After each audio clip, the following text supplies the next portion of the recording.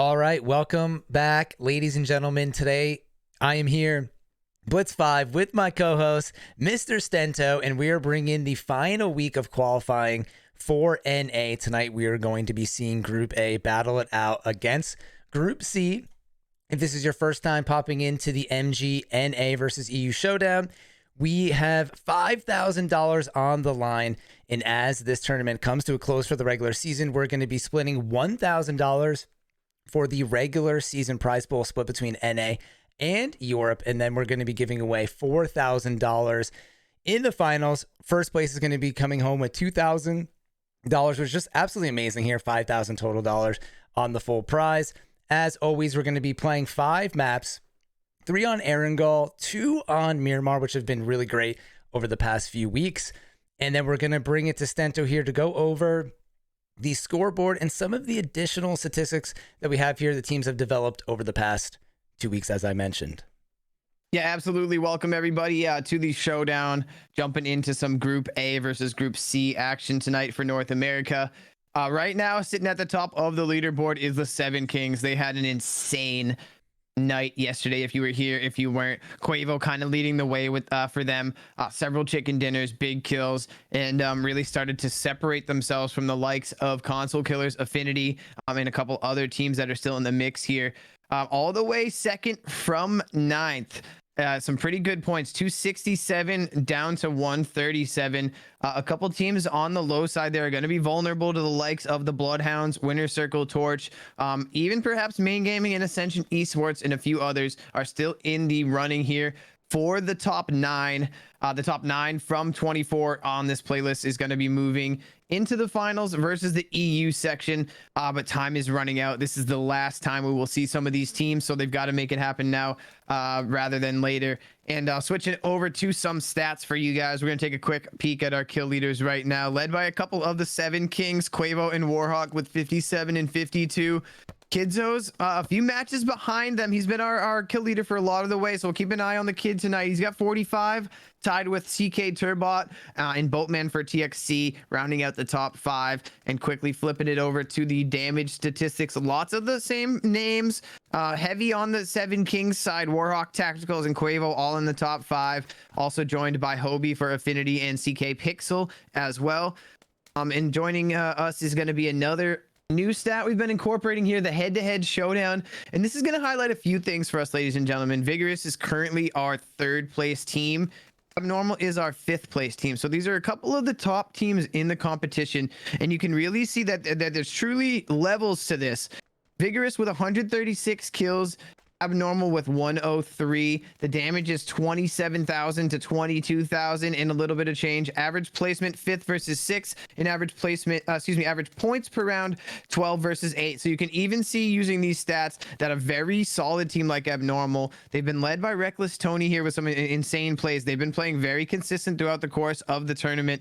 And again, they're our 5th place team, but you can even see the big jump between a team like them and Vigorous and beyond to some of the others. And finally, before we do hop into our map and our playing path here, ladies and gentlemen, our MVP right now with a current insane Twire rating of 96. And I spoke about it a little bit when we were talking about our EU MVP, but to be holding a score of 96 throughout the course of a 30-match regular season is insane. And you can see where Quavo's getting it done, mainly on the teammate attacker side of things where he's holding 100s, but you can just see how well-rounded of a player. The only thing he's really slacking on here is stealing other people's kills, but there's not much to steal when you're just kind of running through people and knocking them yourselves, huh, Blitz? But that's enough stats for us, ladies and gentlemen. We're hopping into game 1, playing path heading from the Novo side all the way up to George Pool and Zarky.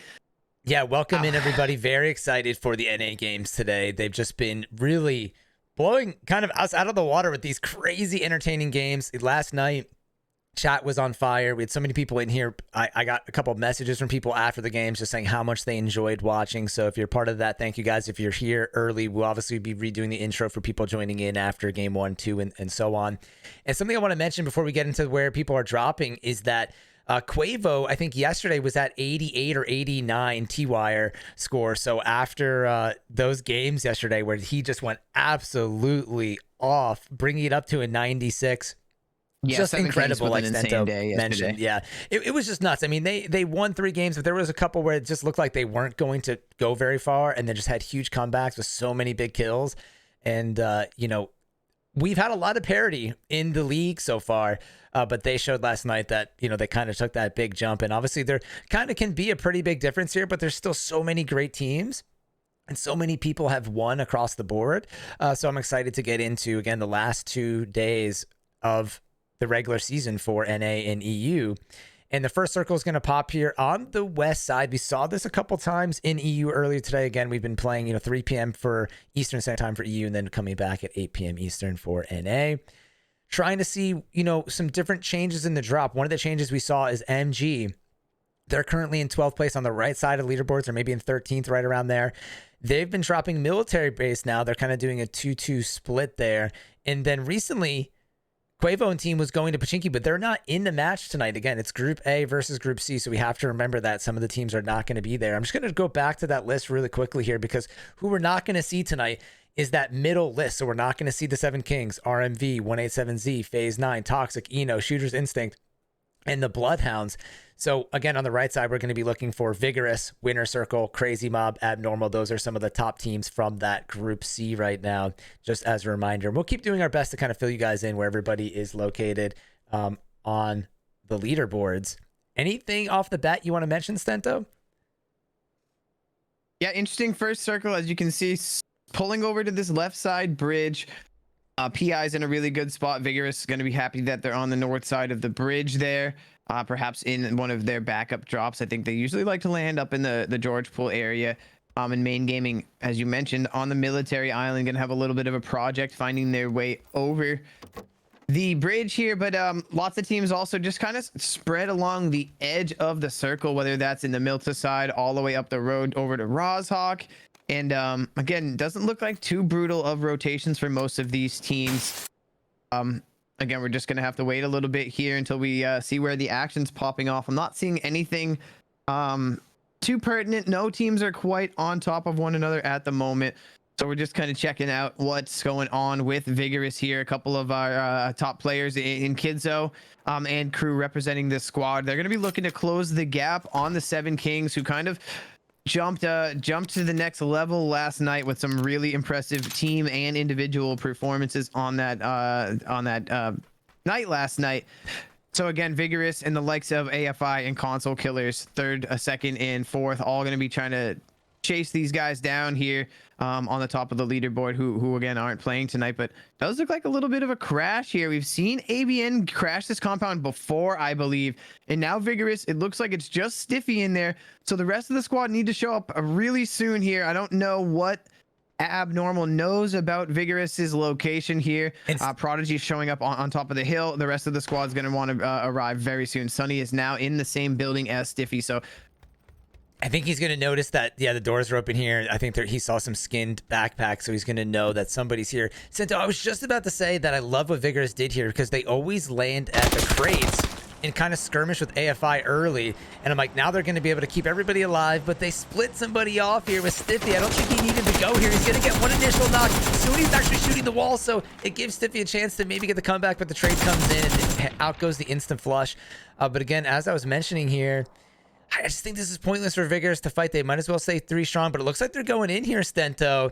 This nade honestly, I like it. I love to see Vigorous just taking it personally and pushing onto a squad like this, not scared to push from outside onto a full form and already in the compound here. Some great plays by Prodigy here with the nade. Quickly locates Karm in the skinny windows of the 2-story. Almost takes him down for the double kill. And now Gravy pushing up the stairs, gets kind of smoked by a Molotov there. And unfortunately for Tony, he takes himself out with the Molotov. So that's both members in this big building here knocked. And Kidzo's pulling up. So this was a 2-man push here by Gravy and Prodigy. Now they're joined by one of our kill leaders, Kidzo here, and it's a tall task for Karm and the rest of Abnormal to kind of make up for these knocks. Now it's a 2-on-3 in the favor of Vigorous.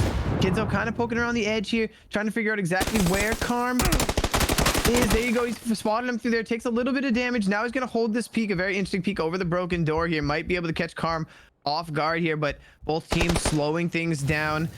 Thirst is going to come out on Sunny, and a nice Molotov from Kid might make it a little hot in that small room. I'm not exactly sure if we had any connection there. Grav still doesn't have a first aid center. We just have to pay attention to this, because if he gets caught in a weird spot, he's not going to be able to kind of re-up on his health. And as we're seeing on the drive-by, this is SSG going forward past the compound. We'll bring up the mini-map here to stay in the action with Vigorous, as the center of the map gets kind of full of teams here. TDT trying to rotate as well. I think we're just seeing ABN hold down here. It's Hoot and Karm. I think it's a top floor, bottom floor situation we're kind of working with here in Karm. Unfortunate. Maybe weren't really expecting Vigorous to get really aggressive there, but Karm able to take down Gravy, and Hoot comes out and takes down Kidzo. So now it's up to Prodigy to kind of make something happen quick. Pre-firing through the door. Hoot finds some nice AK headshots there. So wow, I do not like that for jump. Vigorous getting erased there very quickly. Yeah, the jump.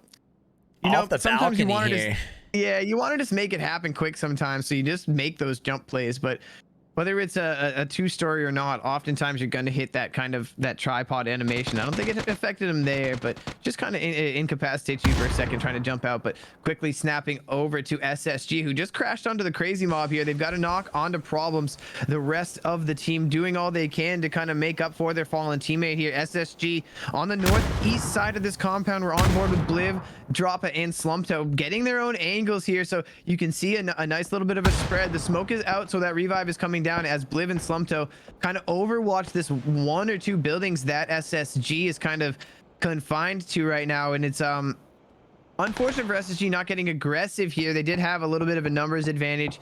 You can see on the side of your screen, Toxic Lady Lasers might be looking on with some DMRs, kind of keeping the SSG squad into those houses. So you have to kind of think about those third parties when you are in a compound close range with a team like Crazy Mob here. But Crazy Mob back up to 4 strong. And now they're going to have probably a little bit of a stalemate in this area right now, while again, a couple other teams are looking on from the south side. And it's probably only a matter of time before someone pulls up on that north side hill, a very popular spot that we see people crash. But it looks like both of these teams kind of content in their own hard cover right now. I'm seeing a little bit of a flare gun there. Maybe we'll see that get shot. Did that get, ooh, Embrace with the ump starts things off here. And SSG didn't get aggressive on the first knock. I'm curious if they're considering it now. It doesn't look like it, Blitz. No, Slumpto has such a good spot kind of blocking them from leaving the front door, and they don't really have a great spot out of that window. You use the perfect word, Stento. They're confined to these two buildings, which ultimately I think it might hurt them, and they're not playing super aggressive. It's going to come down to who's got the smokes, or is Crazy Mob going to find the lethals to eventually get some nades in here and make a move. I'm going to hop back in on Slumpto and see what he's looking at from the side. We'll also make sure we take a look at the map soon, make sure we're not missing anything. Yeah, here's the thing, Blitz, is that I think that if Crazy Mob gets a knock here, they are definitely going to push, because SSG is much more confined than Crazy Mob. So I think that's kind of what's preventing SSG pushing off of those knock. Oh, we are big nade on the Slumpto. That was the big move there, because he was holding that angle. Now they're heading out, and they get a double knock on the Problems there. Bliv needs to step up. He's down to low health. They're pushing pretty strongly. Droppa's going to drop some from the window there in the second story. That was a pretty big roll for him. Nade's going to come in and finish up Hots there from Bliv, who got the first aid off and now is pushing forward, confirming a kill. He hears footsteps on the side. This is an ump, though. He's got to be careful. Droppa gets that. Quickly turned itself into a 2v2. And it was an interesting nade from Bliv. I didn't think that was going to damage that character that was in the closet there, but both teams going for a quick revive here. Both teams, I think, having already one member confirmed. This underhand nade might be perfect. A little far. It cost 30 to get off the first aid. I mean, on the heel, he drops Blitzo somehow. And Problems finishes it off and is going to be able to get the revive. So they're going to be down to... Oh, all 4 are still up, Stento. I didn't know that. I thought they lost one there. Yeah, that's my mistake. I thought we had a confirmation, but Slumpto was just kind of hiding in that original location. So well done from Crazy Mob there to remain 4 strong. Those are big points for them. In elsewhere, we are seeing some fights break out. I think that was... There you go. RR versus TDT. And it looks like AE is right on the outside getting involved as well. We'll tap into their perspective because they're going to be third-partying this here from the outside. Want to get into Watch's view. He's going to get over the top here. Looks like RR is getting eliminated. I saw only one person in there, but I couldn't tell exactly the situation. We joined up a little late. Not really sure how that unfolded, but TDT do come out on top, so it's going to be big for them as well. They really need to get the points rolling here. One of our teams on the bottom side kind of missed a few matches and everything, so it's good to see TDT in here winning some fights. Now they're gonna have to deal with AE. We're watching He Who Watches on the outside edge right now, a little bit split from the rest of the team who kind of pushed in, and Watch is having a little bit of a trouble trying to figure out how exactly he can join up on this fight. Only really feels comfortable on this shack. It's a little bit of a wide open push if he does run out in the open there, but his teammate Italian with a nice nade gonna take out Gameball here. Some good shots as well from Watches is gonna put Ken there back up the stairs. Yeah, this is a pretty good push from AE. They kind of held their ground. Now they're pushing on the knocks. AE's got to be smart here. Ken's got this. Oh, he actually goes in and barely makes that shot, but then trades with the other enemy here from Taylor. And Italian's going to get Taylor down, so nice trade. They're not going to lose Watches, and it's just the last member foul here for TDT. Kathy's got a nade in here through the window. Can he make it in through the gate? It does. It does. Foul has relocated, though. AE, in the meantime, are getting this res off, so it's kind of... And Torch is showing up, get involved as soon as he can. Foul sensing the other team, except he's not able to run away because they're pulling up on that side. So now Foul instantly in a little bit of a pinch here. I'm not sure what he's going to do. And actually, one member of AE, that's Kathy, finding him. So TDT out in 13th place. AE is up. Excuse me. AE need to ready up here for the push from Torch. And AE right now is in 14th place. They're just 10 behind Main Gaming here, and they're about 40 points out of the top 8. They're interesting because they're kind of like the Euro squad in Europe, where they have a lot of kills. They actually have more kills than the two teams in front of them. They just only have 27 placement points through all these games. So they've been fragging it well. We can see them frag with a lot of good teams. They just haven't really been making it to the end, especially with all 4. So they just need to work on that here in their next 5 games for tonight. Yeah, absolutely. Take a quick look at our map here, ladies and gentlemen. You can see where all the teams are located. Everybody is inside a zone, so we're going to have to wait for phase 2 to circle up to force some of these teams to relocate. But right now, just some shots trading out from compound to compound, and it pulls a little bit to the west side. Quarry is still involved. We're going to probably see Main Gaming funnel their way into Quarry, just coming off the shore from military base. But tapping into this fight that we've kind of been watching right now, Tick and the Torch squad getting some really nice angles on this compound. Tick unfortunately not going to land any of those shots. It was a good spray into the window, just not connecting for him. Now he's going to try a couple of frag. Hitting the tree, unfortunately not the best frag he's probably ever thrown there. And AE kind of stuck in this spot right now. It's only probably a matter of time before the third parties start to push up on this situation. Lots of noise coming out from these two teams trading shots, but so they're probably going to want to deal with this a little bit quicker. Tick could easily get hit with a nade here. I thought they were going to follow up with that, but he gets the first aid off and runs away. ZG's not that far away. I want to point out that Torch here is in 12th in NA. Their EU counterparts are in, I think, 2nd or 3rd. So Torch team still outside of the top 9, which are going to be moving on to fight EU. DD looks like Wiz has made it in and gets taken out. OH is on the outside now, got tagged up down to 33 health, and then gets killed from CK from behind. That's Turbot. So DD's going to come out and try to get this confirmation. I think he does get it, so that's an extra point for AE, and they get Wiz. So now they're up to 6 points. I love that from DD, and I've been calling a lot of things, but then it was only a matter of time before the third parties and CK's in long range, and now you're seeing GE, Gemini Esports, also pulling up. So Kathy continuing this kind of reign of terror from AE.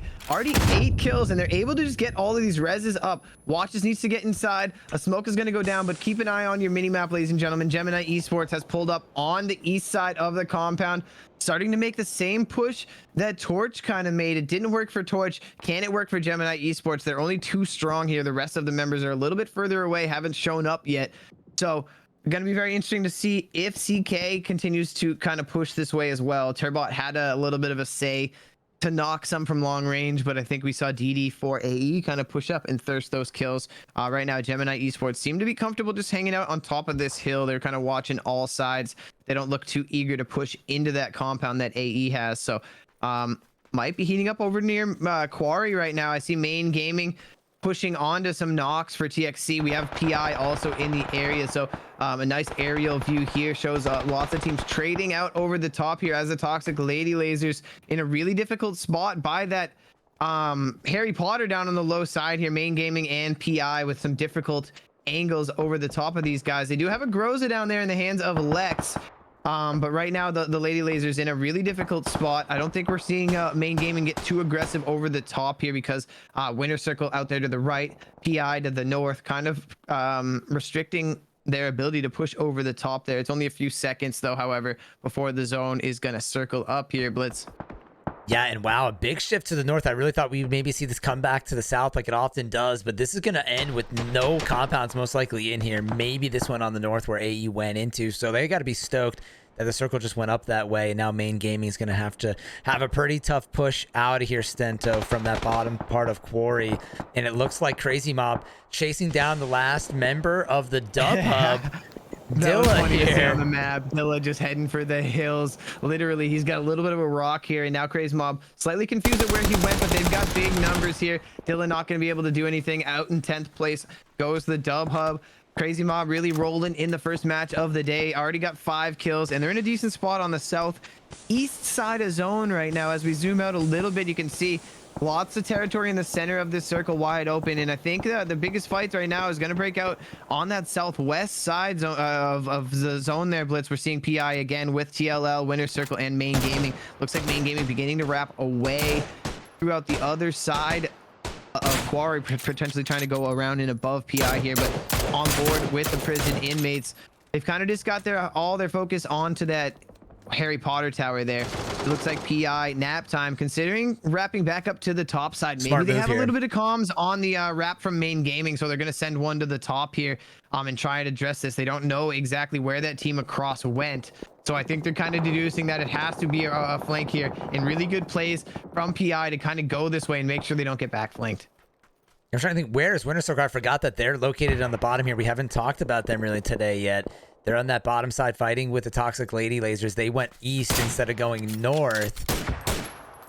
Also want to keep track of CK. We have the option to pop in on their comms at some point potentially here. If they do a good job holding this north side, it'd be interesting to hear what's going on for them as they make waves on console and NA over this tournament so far. And currently in second place, CK. Now what we're looking for is MG to make some moves. They've gone up and down in this tournament. This is a big for them here to start off the day right with some good momentum, getting a knock on to Molotov here. Yeah, this is a big fight for Main Gaming. They need to get the wheels turning here today, Blitz. They just get a nice knock onto Molotov, but this is another battle where the third parties are going to have a say at some point, so they're going to want to clean it up quicker right now. Bad Apple playing a very important role on that low side. The rest of the team kind of need to group up with Acid Burn and figure out how they're going to get into zone while fighting this fight. Fortunately for them, a lot to the north is clear, so they're not seeing much. Unfortunately, Bad Apple isn't able to group up with them. He's going to go down to zone. So now we've got a 3-on-3 on this edge here, and that's just really unfortunate for Main Gaming on this edge. You're going to get some smokes down. Again, still have PI really close to them. It's just a little bit of a ridge on the top side separating these two teams. They're going for the res. It looks like PI. Yeah, little did MG know that they kind of held that area there. They might have been able to get Notorious coming out of the blue. It's only 3 members left actually for PI. Acid Burn got way around the side there. Naptime had no idea she was all the way to the right, and she's rocking the M249, which you love to see. Yeah, that's a great flank out of Acid Burn there. Totally catching Naptime off guard. It's Notorious now wrapping the edge of blue. I'm not sure he really realizes there's a Main Gaming member waiting for him right there. It's a nice 1v1 here. Erickson's going to need to do something big, but Notorious catches him off guard with a nice peek over that edge. Unfortunate here. Big time mutual damage going down for these two edge teams right now. PI and Main Gaming just taking it to each other. Acid Burn with another big knock takes down Governor, and now it's a 2-on-1 in this situation, but the third parties are ringing out. Pixel takes down Acid Burn, so in the immediate vicinity, it's only 1 member for MG and 1 member for PI here, but it looks like drama for Crazy Mob is starting to show up. That's going to take out PI out in 7th place. I'm not sure who we should hop into. I think maybe the Crazy Mob, because they're on the bottom side here. They have thought they had someone down. He must have just died here. It's Strappa with the FAMAS, which we always love to see. My current favorite gun right now. It's not the best, but I just love to hear this thing rip through its mag so quickly here. We've seen the Crazy Mob and also some Winter Circle members use this fairly well, so we'll see how this works out for them with Winter Circle below. Still one for MG up here on the bottom side, Stento. Also, taking a look, this is happening really fast. 6 teams alive, 19 left as we're just in 21 minutes into this game. A lot of chaos here in the last couple minutes. Yeah, final member of the Crazy Mob here, Droppa. Got the FAMAS in his hands, but unfortunately gets snuck up on by that final member for Main Gaming. Polaris is going to pick up an important kill there. It's actually worth 2 points, increasing their placement as well. Now he's kind of scouring this side of zone. There is a couple members of Winter Circle knocked and close by. Was that a dead body? Yeah, it was dead body hunched over the rock. It looked like he was alive, but didn't see a tag on him from the spectator mode. So I think that was clear. Winter Circle, are they going to get back up to 4 strong here? I think they might. Going for the current revive on Shanks' Bougie. And this is going to be a pretty big surprise for Winter Circle to be coming out of the bottom 4 strong after all that kind of conflict down here. Yeah, we kind of got over to it a little bit late, but now it's just one member of Main Gaming and a full 4-man there. Lots of teams are kind of comfortable with their own spot in zone right now, so I actually think we're in the right spot here, Blitz. We're going to see what happens with this 4-man Winter Circle and the solo for MG. The rest of the team's got some good distance in between them. Yeah, because it's so open here, Stento, we're seeing all the teams take the outside of this zone as we hit a big aerial shot here and see where this circle is going to pop to. No one really wants to be in that valley too early, but it's going to center up there. So we're going to see teams take both sides of these hills, and it's going to be pretty hard for AE to make a move out of here for sure. They don't really have too many places to go. I love this aerial here. It looks like one of those. It looks like one of those trippy, like top of the world photos where someone's just like standing on the world or something. Yeah, the crazy GoPro kind of. Yeah, I love that. But CK, we didn't really watch much of their fighting so far in this round, but now they're going to have a little bit of a gatekeep on Ascension Esports coming out of this compound. Ascension Esports, we watched them fight plenty in this one compound there. Just really good job by them to stay 4 strong and pick up some big kills now. But soon they're going to have all of the focus from the console killers, and it looks like they're kind of wrapping towards the console killers. So I don't really know what Ascension Esports has for information here. I don't really think they have the location drop on the CK team, who's going to have them totally gatekept, especially if they do wrap this west side. But they got the smokes out. They know that it's not going to be an easy path. They're calling over the rest of CK. Winter Circle takes out the last member of Main Gaming, bringing us to the final 4. We don't see this very often, Stento. Final 4 has all 4 full squads. Ooh, I like that. Yeah, this is going to be incredible to watch. Ending here. It's Winter Circle, Console Killers, Ascension Esports, and Gemini Esports. Right now, Console Killers doing all they can to kind of hold this west side, and tons of smokes on the battlefield right now as Ascension Esports try to push out of it. Oh, no, it's actually and long range. Yeah, GE Red Eye takes down one of those kills. Yeah, that's going to really hurt AE. Plus, AE just used all of their lethals there, it seems like, and they were all way too short. They used them way too early there in the fight. They must have thought they were much closer than they thought. Also, Winter Circle kind of coming up behind CK. So now CK needs to fight down this hill and then turn around and get ready for Winter Circle. So they start off takeout, double kill there from Pixel and Coma. Watches an Italian down. AE goes down fairly quickly there with a little bit of a help from GE. And now they have to regroup. That was incredibly important, Blitz, making that happen quick. Winter Circle heard the noise. They were starting to kind of push on a third party. You have to imagine that CK is screaming, we got to get this fight done. We got to get these guys out here. Winter Circle starting to push from the south. And now it's just 3 teams, all full 4-mans right now. Turbot, 3 kills, 8 kills for his squad, starting to get more smokes out. This is such a tough fight with this hill because it kind of plateaus on the top side. So each team kind of hanging out on their low side ridge, but the rest of CK pushing up aggressively. That's a very nice flank from Bizarre. Down to 1 health. He's going to go down. Unfortunately, there. Pixel's got a big roll here to take out Shanks, who has the Groza. Turning around, trying to get another kill, but Kofry gets the trade. Coma now on the big flank. He's going to be right behind Jolly and Kofry. He needs to step up here and help his team. He's going to take out Jolly here from behind. Kofry, last one up. But it's Coma as well as last one up. I didn't realize that everyone's gone but Coma. And Musty takes out Kofry. And check it out, Stento. GE is the last team left with all 4 up because of all these fights that happened over here. And they're going to clean up and take game one with only 2 kills after all of that. It sounded like they kind of stole some kills, Stento, but I guess they just got lucky and stayed outside the fights. Yeah, kind of a quiet end. It happened really quickly. We had 4 full teams. GE was kind of comfortable on that east side, but they're definitely gonna be pumped about taking home 12 points in the first match of the evening to get it rolling, get everything rolling. CK 11 kills and a second place, and rounding out our top 3 is Winner Circle with 10 kills. Wow, Stento, I'll bring it to the camera so we can say hello to everybody. If you guys were here earlier, probably saw us casting with EU, but obviously we're back with NA now.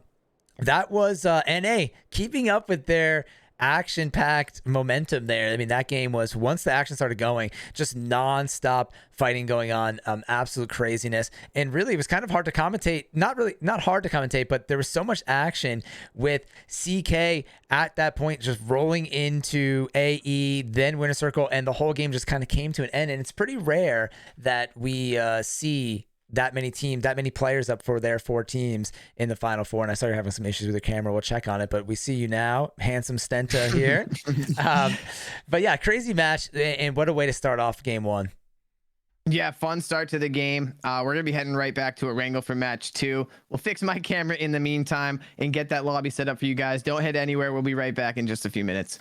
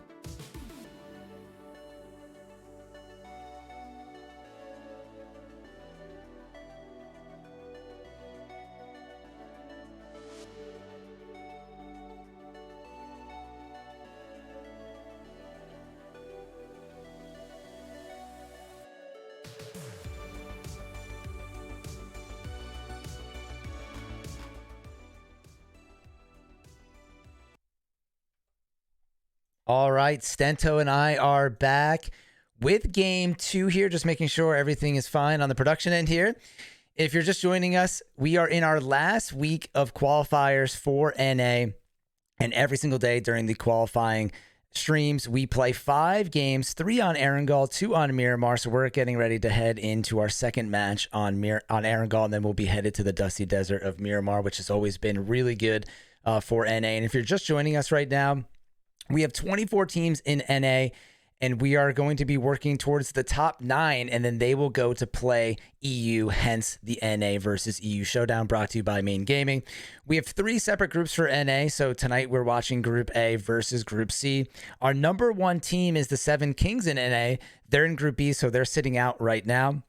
They'll be playing tomorrow or on Thursday. We might switch that up because of the PUBG console update. So again, we're seeing Group A and Group C. Some of the top teams to look out for. We'll show you guys here because we're going to bring up the scoreboard in just a second, which you got to see during intermission if you were hanging around. But if you're just popping in, other top teams to look out for would be the console killers, who are just playing really well there. Affinity, Vigorous, Abnormal, the Dub Hub, Crazy Mob, Phase 9 in 9th. Winner Circle was made it to the end there. They're in 11th. Torch is in 12th. So all the teams on the left side are in pretty good shape, unless you're below 9th place, then you're right on the cusp. And then, as Stento mentioned previously, Main Gaming and Ascension Esports still kind of have a chance there. They just need to have some really big games today. And one more time, if you're just joining us, we've been going through this each and every time we stream, but we're just trying to get the information out there in case there's any new viewers. We have $5,000 on the line, $1,000 of which is going to be available in the regular season, being split between North America and Europe. And then in the finals, we're going to be giving away an additional $4,000, an incredible prize pool for a free-to-join tournament. And just incredible stuff going on behind the scenes here with MG. And speaking of that, again, I myself am Blitz5, part of MG. We're hosting this currently on my channel, Blitz5 and Friends. Thank you guys for all the support. And here with me is my friend and founder of MG, Mr. Stento. Welcome back, everybody, to the second match of the evening. We're back here on my favorite map, Erangel. It looks like a very interesting playing path. But before we hop into that, I was wondering if we could take another look at some of the statistics that we've been showing over the course of the tournament here, Blitz. I just love to show the top 5 kill leaders, damage leaders, and some other fun stats for these viewers here. Absolutely. Let's get into it.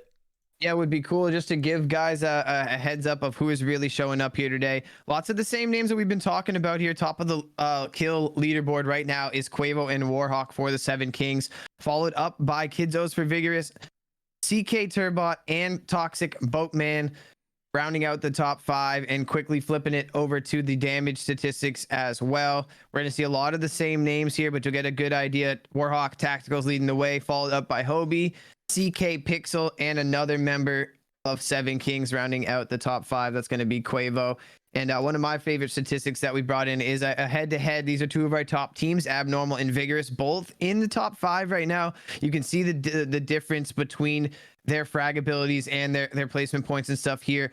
Vigorous leading the way with more kills and more damage there, and a better placement point, and averaging 12 versus 8 placement points. And the final thing we'd like to show you guys is our MVP so far of the tournament. That's going to be Quavo representing the 7 Kings with an insane TWI rating of 96. But enough of that chit chat, Blitz. We're hopping into the plane path. Most of our teams have already hopped out of that plane, and we're heading again from Primorsk up to that Stalber Severny area. Lots of the bottom of the right map going to be unavailable here. We've kind of been hanging out on this on this left side, Primorsk quarry side all day, even in the EU section, huh? Yeah, I was just about to say that, Sento. Why does it feel like we get kind of the same plane pass when we do these things for EU and NA? It's like repeats themselves a lot. It kind of seems like that way sometimes in the zones in PUBG, that you see these kind of zones more often, and then sometimes in the seasons change in PUBG, you see other zones more often. It's just the black box, which is the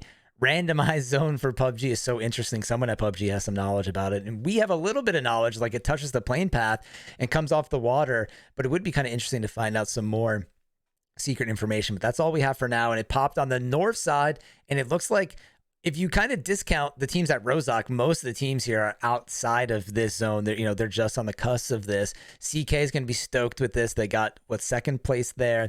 Now they're in Yasnaya. They have the world is their oyster here. in terms of rotating, which is great for them.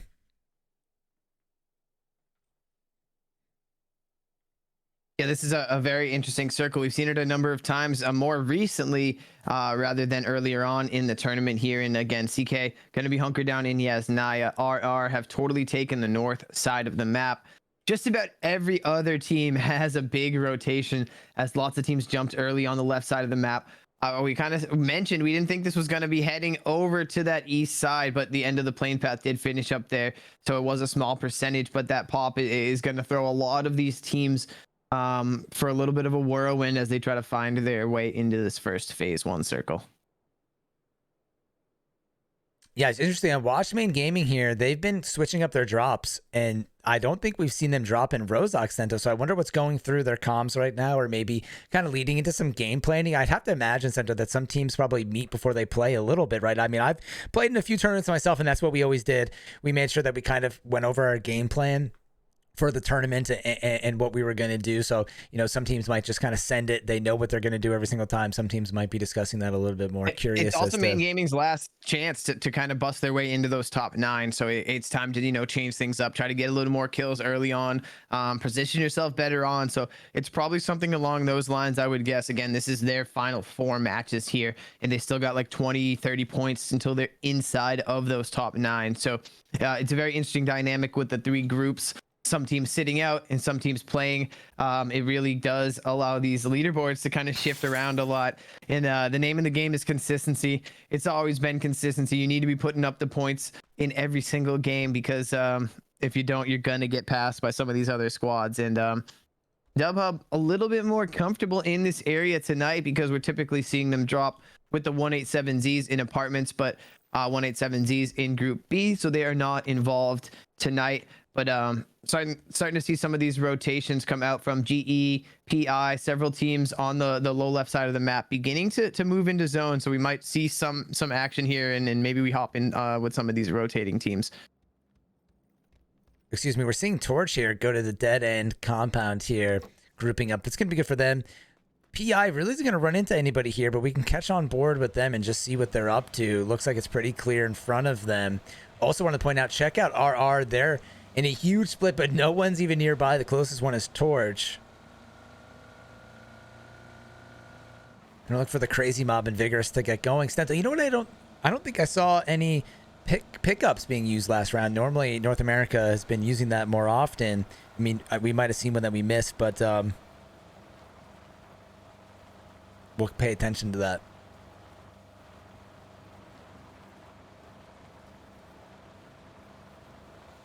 On board with Notorious now driving in FPP. Not too much going on here. GE's actually going to be pretty close behind them, so we'll tag along with them and see if they spot PI. I think they probably saw them up ahead. Yeah, this is just one of those circles and rotations that reminds us of Miramar. Lots of these teams just have very long ways to go here, so you got to be careful. You got to stay as a squad as you're making these moves, because you never know when you're going to kind of get spun out, run into another team. Anything can happen on a long rotation like this. And the DubHub just took one member out of SSG. I think that was out of the car, Stento. We'll tap into them. I'm guessing, yeah, they're all in the car here. Cheech with the kill, so I'm guessing that came from him here in the passenger seat with the AUG or the MK. A little bit of a crazy taxi situation here. The Dacia chasing down the US here. SSG got the pedal to the metal right now, just trying to avoid losing any more members in rotation. DubHub going to pull up to this very popular compound here with the garage building and the 3-stack. SSG going to continue on here, and I'm not sure where it's happening, but Winter Circle picked up a knock onto Vigorous, one of our top teams here. Might be a good time to kind of figure out. Yeah, Blitz down by the shores on the south side of the map there. Big fight breaking out between these squads. I didn't see how it happened here, but both Gravy and Kidzo are down for Vigorous. A slow start to the night for them, and Winter Circle's all over them with a crazy spread. Yeah, look at the spread from Winter Circle. It's hard to even track here as I kind of panned around what was happening. Jolly heading down, the rest of Team 20 all the way down kind of by the ferry station over there, and it's just Prodigy left. Is that right? Or Stiffy's here as well. I just don't see where he is on the map. Looks like he's up towards the hill more north of here. Yeah, he's up on C9 Hill across the way, so a disjointed start again for Vigorous here. Winter Circle continuing to roll here off of a decent first game, picking up 2 kills on the Vig right now. But looks like both these teams going to kind of go their separate ways and try to regroup right now. But take a look at your map, Blitz. So many teams headed up to the Stallbert area. And lots of teams getting very close to one another. PI, Main Gaming, and Gemini Esports are on top of each other on the top of the mountain. I'm going to try to get over and see what's going on between PI and GE. I think Main Gaming are going to want to try to get aggressive on the back side of this. Torch is on the low side as well. If you even go higher up, there's now 4 teams in the area. We're going to see a lot of action breakout, unfortunately, for GE. Kind of caught in the middle of all these pull-ups now, losing 2 members. It's just Soda down there on the bottom side. I think he's starting to take some shots from the pinch of Torch and PI here. So yeah, there you go. He's going to go down. And again, if you do get a little bit of an aerial view here, but so many teams are starting to join how many people the conversation in this on area. the side of this map. And yeah, look at this spread here all the way down to the dead end compound there. You can see team 7. I think that's Torch there, right? With MG getting shot from Molotov finally. GE, did they get eliminated, or they might have one person left? They just won the last round. So going out early here is not great for them. And they're kind of far back on the leaderboards. So each time they go out early here, it's kind of eliminating them potentially from moving on. What's interesting about this fight is the third party of the Torch right now has knocked one of the members for PI. He actually gets that thirst. So good long range shots from Tick right there, picking up that kill. And now the rest of MG kind of trying to play this a little bit more aggressive. Bad Apple and his teammate down here trying to Polaris, trying to push off from the rocks onto the high side. And Acid Burn is getting really close on the top side. Notorious there, but then gets traded out by Governor there. You can see Molotov fighting. Molotov takes out Ernster. Apple and Polaris need to get up here and kind of make a move onto Molotov, or they're going to lose 2 members of their squad here. Polaris getting shot in the back. Molotov rotated before they could even make a move, and now it's just Bad Apple. This is not looking good for MG Stento. They're caught in a weird spot here. Tough to play on this hill, personally. Yeah, it's a very tough spot, and it was like a kind of too much of a spread push here. And Bad Apple, unfortunately, they didn't get aggressive enough.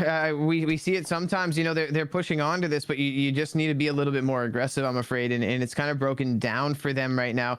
AFI now in the vicinity, starting to thirst some of these kills out. I'm not sure what Bad Apple is going to be able to do right now. He's going to try to get the res right now onto Polaris right now, but I think PI slowly starting to push over the top. I'm not exactly sure where AFI is starting to have some third-party shots from long range here, and it's actually TDT picking up a kill. Molotov's going to push over the top and clean that up. MG's going to go out in 16th here. That is the last thing they needed right now. Again, I think just a little bit too tentative on their push there.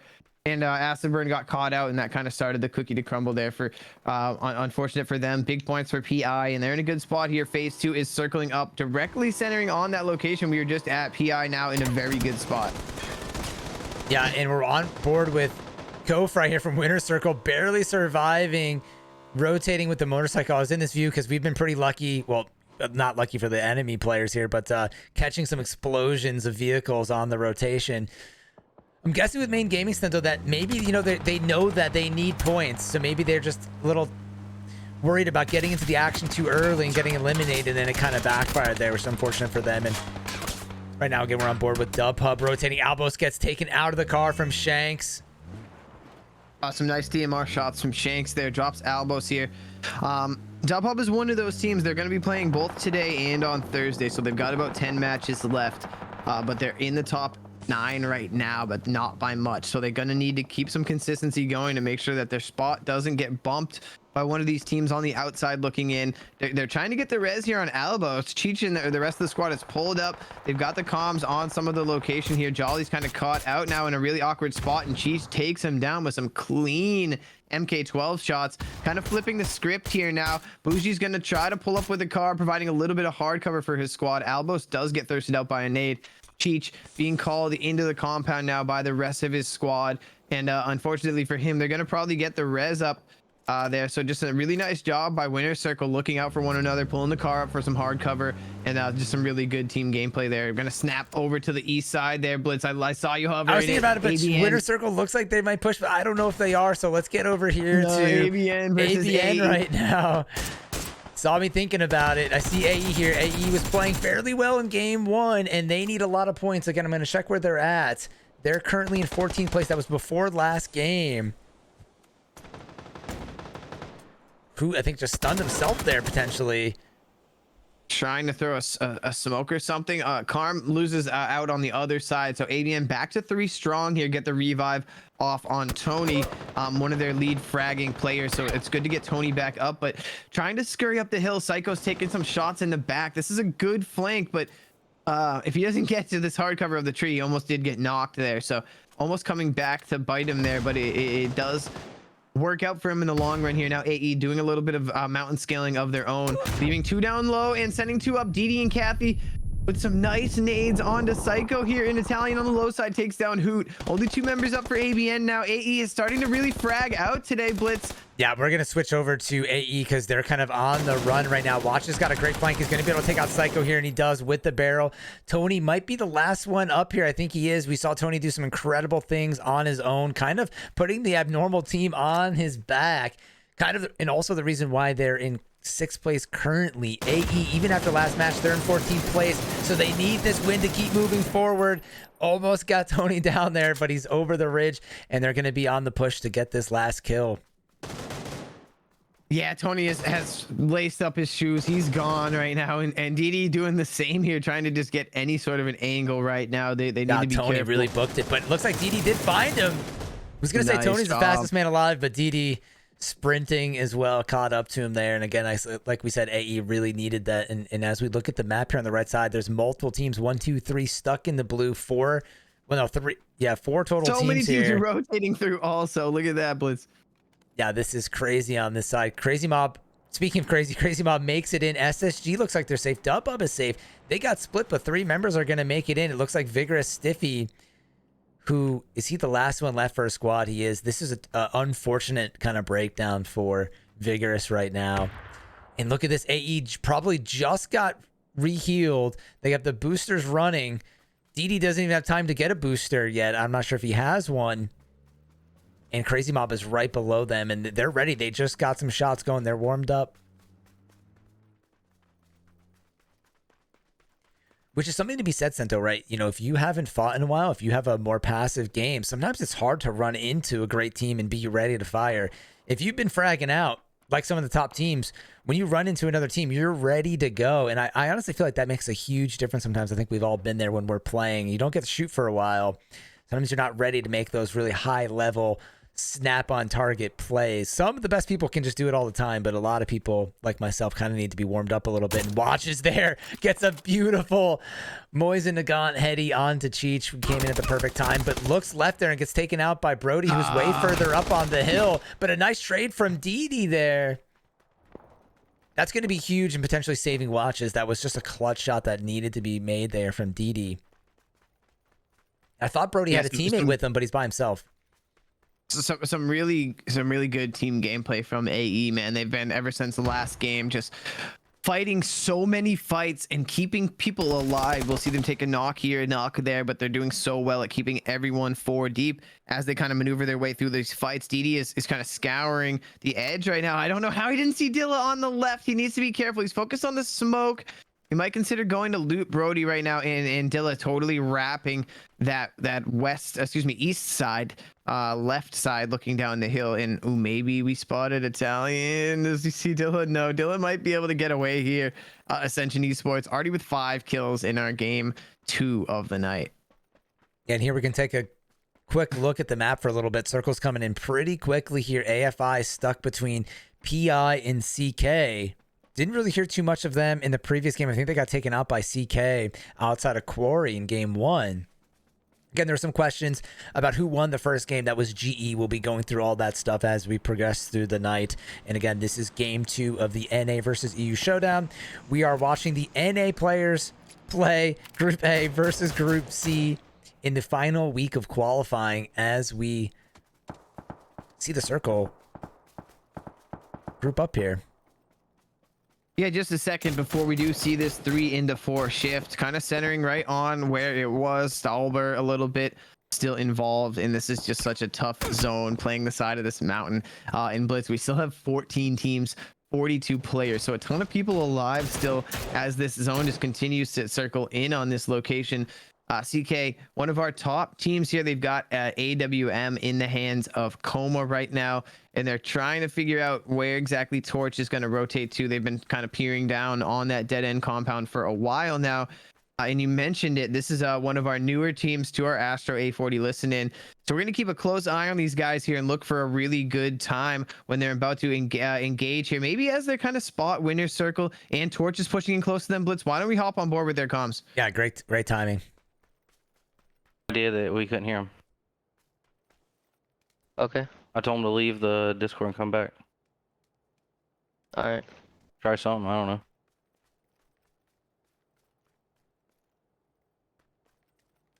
Did Omerta die? I'm not too certain.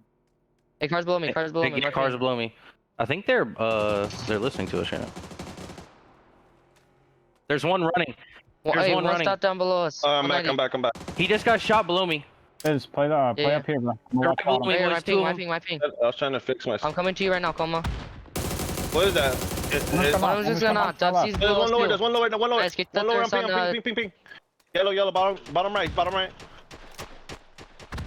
Tick. Anybody else got another nade? Yeah. We're getting shot from far now. In that smoke. No, I gotta go back to my Oh slot. my god, Kofar stole wait, my shit. kill. I'll find the rest. You know, like wrong. We have a kid over here somewhere. One of the torch kids. WC shooting from behind them.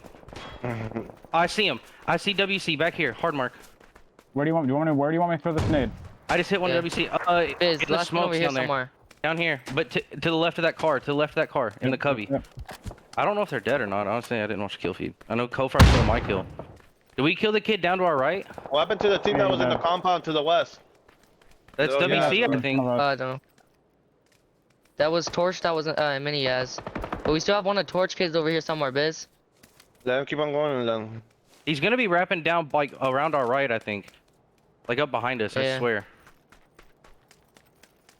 I saw him. He was running. He wasn't with the rest of them. Nem, you want to keep on moving to the west and try to see we scout this Got kid you. out? I'll follow you. There he is. There's two. Right below us, Biz. There's two of them. Two. There's two of them. I need one on ridgeline. I'm gonna stay up on the rocks on the right Oh, side. yeah, go I'm ahead. watching them. Yeah, watch our over. Multiples on blue. They're right below you, Nem. Look over. Got him. Good stuff. Now immediately Fall look back, our north. Fall back to them. Fall back to them, Immediately fall look back our to them. north. What do you guys need? Do you guys need anything? No, Nice. not really. You guys need anything? I'm alright. I'm No? decent. Okay. Alright. I'm getting smoked. I'm I'm grabbing leaving. boost and throwables. I'm out. They're Hey, want fighting. to backpedal WC? Is there boost in that I guy? can I'm good. backpedal WC during a Yeah, fight. there was boost. I didn't take anything.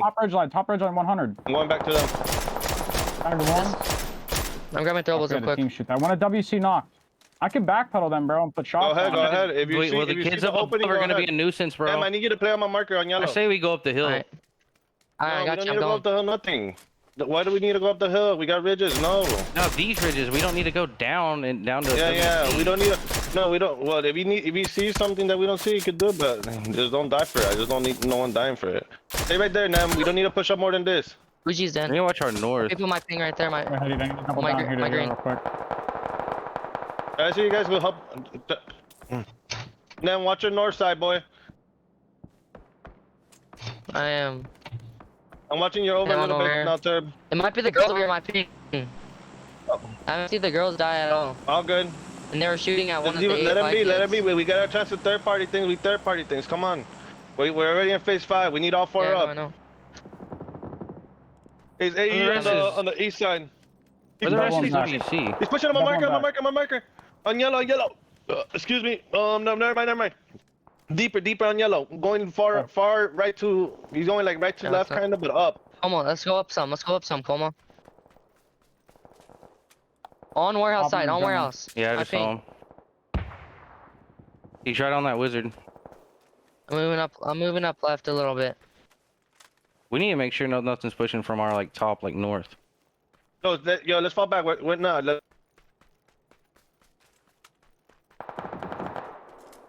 All right, back with Stento here because I just heard the call out there that they're gonna fall back. So let's make sure that we got audio for Stento here and that he has visuals on what's going on. What's up, Stento? Yeah, take me to the sky, man. I want to see what's going on from above. Get a little bit of a layout down below. as you can see, RR have been up in Stalber. It's time is running out for them. They have to come out. They are a 4-man. They're gonna have the 4-man of the Crazy Mob waiting for them, and it looks like one more member of Ascension Esports in the mix there as well. Slumto is getting pushed back.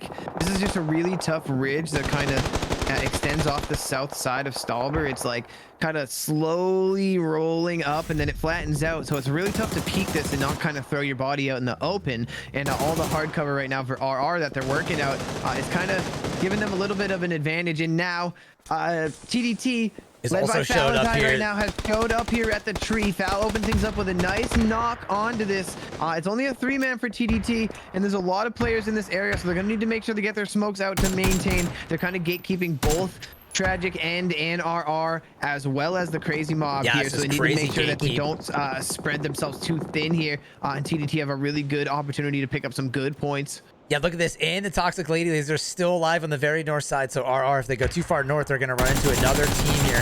Ken's got a really big role because he's watching so many people trying to hit a nice 4 times with the AK, pulling back a little bit after getting tagged up. Taylor here going to step up. Crazy Mob might overwhelm them if they push as a 4 as well. Foul going down there is huge, considering there's only 3 of them up. Yeah, definitely going to open the door. As you can see, Waterfall is open. RR is out of the gates, and they're met there by the Toxic Lady Lasers. Lex takes down 1, but there's just too many members of Rico's Roughnecks there that Lex and Southern can't do it, as just 2 members for the Toxic Lady Lasers down in, I believe, 6th place there. And right now, TDT regrouping a little bit on their own, getting extra smokes out for those revives, for those heals. RR is still in the neck of the woods. Look at this, Stento. Oh my God. CK coming in on the left side. Winner Circle coming in on the right side. They're going to funnel all the teams in. I'm going to tap into CK because they're on a roll. And Stento, their comms right there were one of my favorite comms that I've heard so far in the tournament, because there was so much communication going back through. They were asking each other what they needed. Everything they saw was just constant communication. That was like pure teamwork, and you could see why they're playing so well, because I'm not throwing shade at any of them, but you know, they're not like the top players in the world. They're great players, but the communication is what makes a great team, right, in that team play, and they definitely have it right now. So I'm kind of rooting for them in this moment, just after that great comm session coming in from the squad. Yeah, Bizarre actually pushes over the top, cleans up the final members of TDT. So finally, I shouldn't say finally, very quickly, we're down to our final 3 teams here. It's a 4-man for CK, a 3-man for Winner Circle, and a solo remaining in the form of Tragic End for Rico's Roughnecks. So that was an insane Stalber circle here. CK really poised up for a very big chicken dinner if they can close this out. And I love this play by them. They've been hanging out on the north side forever, and they're bringing all of their players, starting to wrap aggressively around the west side, back to the south side zone, perhaps trying to make just a grand gesture as a team so that they can kind of hit Winner Circle from the side here. It kind of looks like Winner Circle, if you don't mind tapping into their perspective.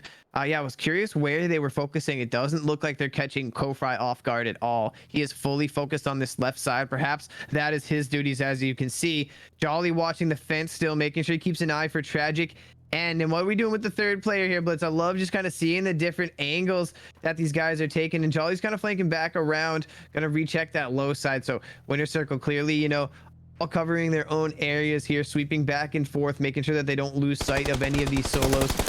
And again, they're going to need to turn their attention down to that south side eventually. Kofry was kind of the one responsible for watching this way, but the thing is, it's going to be 4 members for CK, all kind of flanked this way. Some nice shots through the grass there from Shanks, pushing him back a little bit. Winner Circle also having a really strong round themselves here with 11 kills. So whoever does find the dub here is going to be taking home a bunch of points on top of it.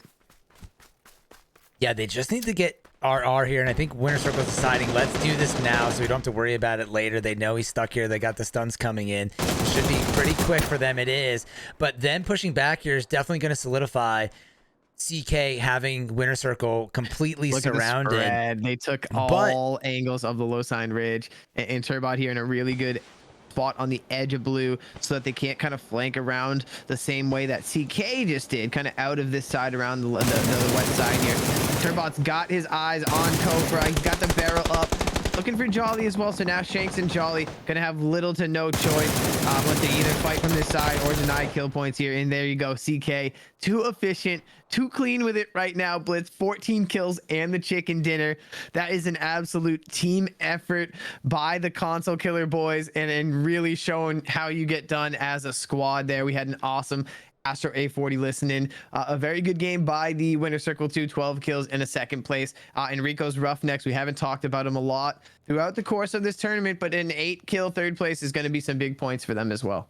Yeah, that's super helpful. We were talking about Rico Roughnecks a lot early on. They just took a little while to get going, so this could be too little too late, but I love seeing them perform well and love to see them come home with the chicken dinner possibly tonight. And again, just wanted to reiterate that I loved on that listening from CK, the way they were just kind of moving back and forth and calling things out, just playing really smart, aggressive. Like you said, it's not aggressive, it's opportunistic. They took good care of taking the opportunities, and we saw them kind of wrap at the end with Winner Circle. Both of them made really good plays at the end, and sometimes just being in the right place at the right time, Stento, right? It's a little bit of luck, a little bit of skill when you're on the battlegrounds. Yeah, that was an awesome job by CK. Definitely kind of the feature of that match, them just kind of cleanly keeping 4 up and just playing so well. When they realized Winner Circle pushed up to clean that solo, they gave him no space. They pushed up on all angles, and Winner Circle was never going to get out of that. Yeah. Just really good movement from CK as a squad. IGLing is absolutely on point for them right now. Big shout out to whoever's calling the plays. They look very organized. That's just match 2, Blitz. We're heading over to that old Dusty Desert of Miramar for match 3. Let's get Ladies ready. and gentlemen, we'll see you guys in a few minutes after a quick break. Yeah, be right back.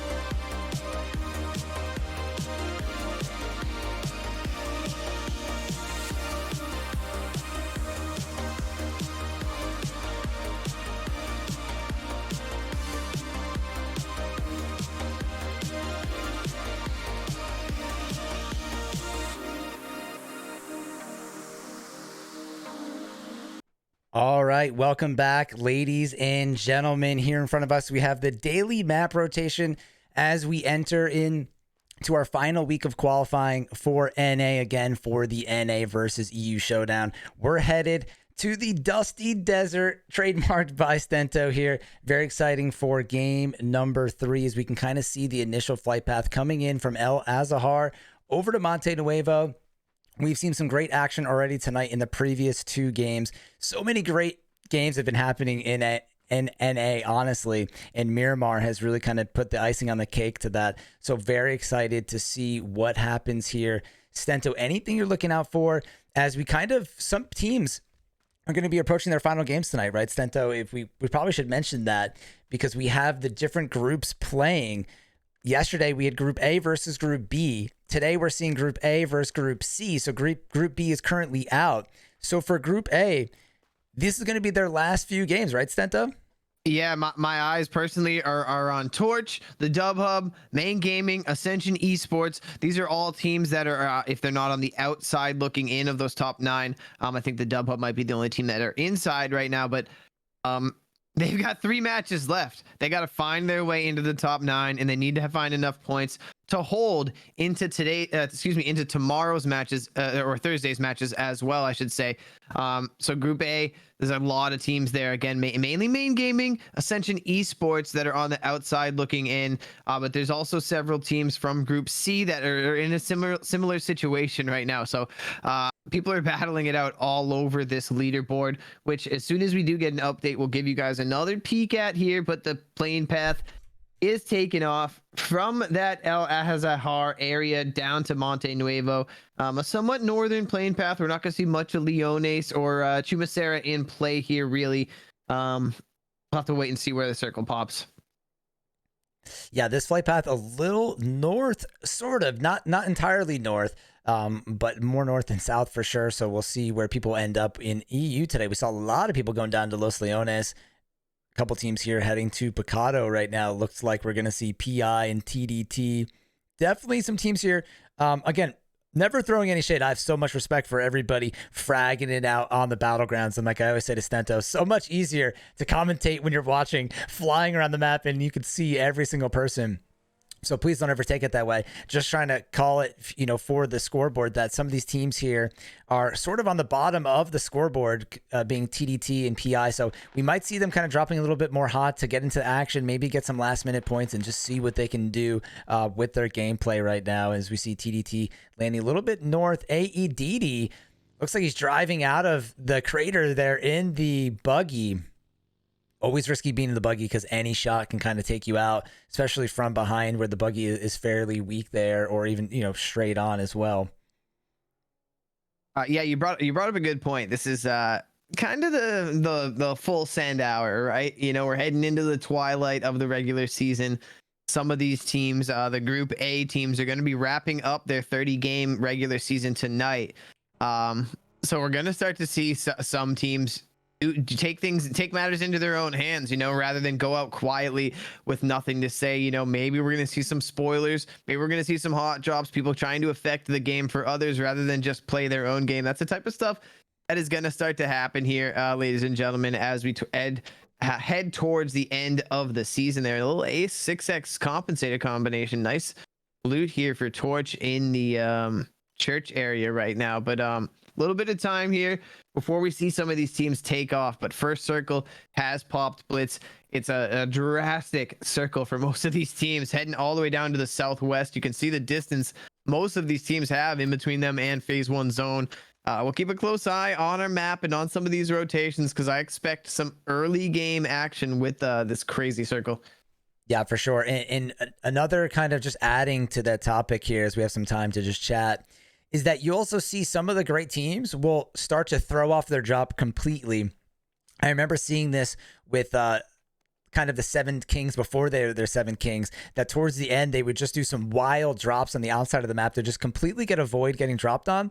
Again, they're in first place. They have such a big lead. They don't need to do it this time around probably, but that does help kind of secure that spot. And again, going back, if you guys missed it, if you're just tuning in for the first time, there is a prize pool for the regular season. So if you're in first place in North America, you want to keep that first place, maybe drop away, keep the consistent games going. You don't want 2 or 3 teams dropping on you just to take you out and kind of spoil your game to collect this 250.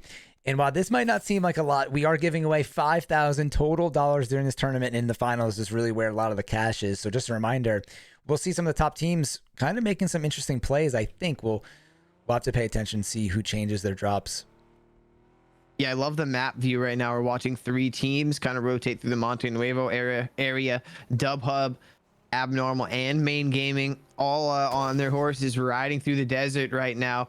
The only team they might meet eventually is a Toxic Lady Lasers, who are 4 split, kind of all apart from each other, still in the looting phase of their game right now. AFI is kind of working their way out of the Chumacera area, as is Torch, kind of rotating to the south side of all of this. And again, obviously we know I like to focus Main Gaming here. They're on the outside looking in. They're going to pull into a very important area here, trying to pick up some really good early game location here.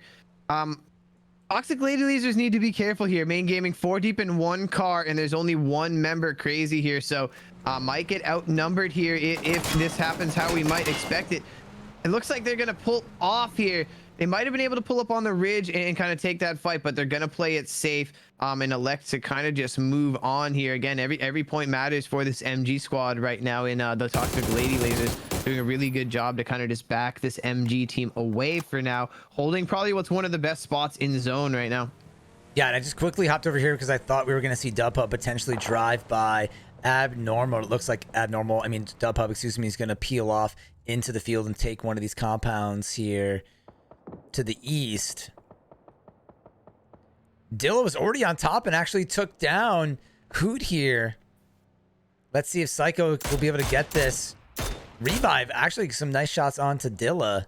And it looks like he's going to be able to get into this next ditch and go for that heal. While we do have a moment without any teams being on top of each other right now, the scoreboard did just update, at least I'm pretty sure it did. So let's take a quick look here at that current scoreboard. 2 games in. And again, we got to focus kind of on that bottom side here with Winner Circle in 8th, the Dub Hub in 9th, Phase 9 in 10th, Bloodhounds in 11th, Torch in 12th, AE bumped into 13th. Now, Main Gaming dropped down to 14th place because I think they were just in 13th. So AE's been having a very strong night.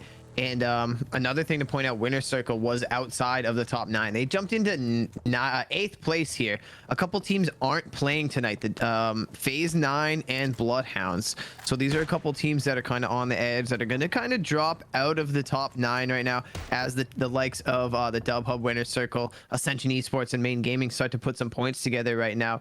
They might work their way into the top 9 for temporarily, but that might not be enough to hold it permanently right now. Winner Circle doing a good job to add some point totals to their score really early on tonight, jumping themselves into 8th place. They're going to need to keep it going probably to hold on to that spot, but just a couple of teams we wanted to point out there as things really do start to heat up towards the end of the regular season. Yeah, and just lastly here, CK, the second team to make it into the 300, so they've pretty much, for the most part, almost guaranteed themselves, a spot in the top 9 with that kind of performance. As long as they keep going with just kind of some standard pace tonight, they should be pretty fine. It's going to be pretty hard for multiple teams to catch them, I think.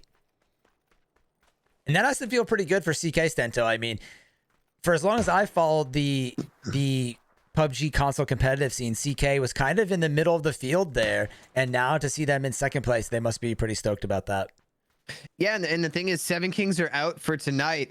Console Killers are starting to close that gap. They're only about 60 points out from the 1st place team right now. So if they do have a really strong finish here, 3 really strong games is very within reach for that CK team. So after a nice win on the 2nd match on Erangel, we'll definitely have a lot of eyes on CK and hopefully be able to get into their comms for another time tonight after an awesome A40 listen in on that chicken dinner round.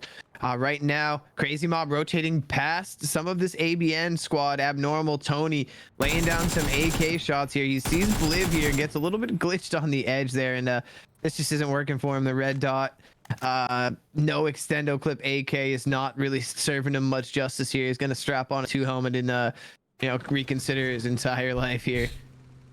Yeah, it would be awesome to see Abnormal. It looks like he's got an Austin Powers moment stuck in between the hay bale. He's truly thinking about everything right now. Damn it, why did I join this tournament? Yeah, make you question everything over there. Got a rogue care package. Just want to take a look if anybody hit this. Kind of in a weird spot. This is an om if anybody ever makes their way over there. But check out the zone. I mean, could be likely somebody does eventually make it over to this side of the map and spots that out, which is always a great find. It's kind of a bailout spot. We see some teams kind of get to the edge and work their way off that edge. So some team could comb through that and find a little bit of a present here. It looks like Stiffy sneaking up onto AE. Having a really strong night today, AE, as opposed to Vigorous, who's had a slow night. They've already lost Gravy, unfortunately, here. So Vigorous just kind of looking to get active here a little bit without any consequences, I think, tonight. I know Noxy and Ghosted, they're two IGLs. There's not people I see in the lineup right now. So whether Vigorous has already considered their top 8 kind of locked in, or not, having a little bit of struggles tonight in the early games, kind of dying off a rip twice so far. Yeah, and I wonder if this is just part of their plan. Obviously, not to do poorly, but like to play the way they're playing. They're kind of doing some weird rotations again. Sometimes that works out for teams, sometimes it doesn't. And we saw this a lot from Vigorous in previous weeklies, where they would just die a lot early and then come on and win a game or two out of nowhere. So yeah, it definitely could be an IGL thing, or who knows, maybe just some different strategies. And sometimes the circles just don't go your way. That's one thing we never talk about, Sento, is that sometimes the circle for where you drop could just be a really bad one, and sometimes teams just get screwed kind of over and over again. Over and over again. Torch catching TDT on this rotation. One's already out of the Murata situation. No, Falazite is gone. Some nice shots being laid down onto Ken here. Game Boy also ripped out of the car, so an unfortunate rotation here. I'm not sure how far Ken's gonna be able to get with that banged up car. He's gonna need some smokes, and all sorts of angles are on him right now. Precision just laying down the spray. He's gonna take him down with the AUG there, and Torch kind of poised up in a really nice spot on top of these hills to get some rotation kills on the other teams. Yeah, the AUG has been so popular in this tournament, Stento. Yeah, I mean, obviously, I know it's a strong gun, but I personally am just not a huge fan of it. So I thought we'd still see people kind of rocking the M4 because there's still a lot of great guns, but people have really been making the AUG look a lot easier than it is here on the NA in the Showdown. Yeah, it'd be interesting. I'm kind of trying to get an interview from all the players. I think it's either AUG or Barrel as main AR for a lot of the teams here, but snapping over to Dub Hub versus Crazy Mob. Crazy fight on the side of the mountain. Jolly gets pinched from here. Excuse me, Jolly shot Bliv there. Third partying. Albos trying to make a move here. This is a tough area to fight in because of that big rock on the top where Drop is getting some shots in, but Albos turns around and makes it look easy with the AK spray, and then trying to get a double kill, but then gets eliminated by Problems, causing a problem for the Dub Hub. 2 down for Crazy Mob. Problem's going to start the first revive, and we'll see if Droppa can get picked up here on the top. Winner Circle looks on. Yeah, this was a messy fight because of the third parties. As you can see, the bullets whizzing over the top from Winner Circle, and PI had a little bit of an angle down below. Not to mention the teams all the way across, probably looking this way as well. Second circle has popped. It kind of centered up towards Monte Nuevo, so there's lots of teams comfortable right now. Seeing the Toxic Lady Lasers kind of extend 2-2, a little bit of a split in the center zone, but tons of people are comfortable right now. We're seeing some teams get kind of cozy with one another. ABN and RR awfully close to one another. And the center zone as well is kind of getting packed in there. Yeah, I'm going to tap on board with the Winner Circle. Stento and I witnessed in one of the Showdown games here where the circle basically ended right here, and that was the one that Main Gaming ended up winning, and it was such an interesting zone. We see so many great ones. It'd be cool to almost see that again here. But Winner Circle is going to have a great sight line from this spot to see so many teams in the surrounding area, so they're going to be good for a while looking at this zone. They're smack dab in the center with PI. PI is just obviously lower and won't have the same sight line.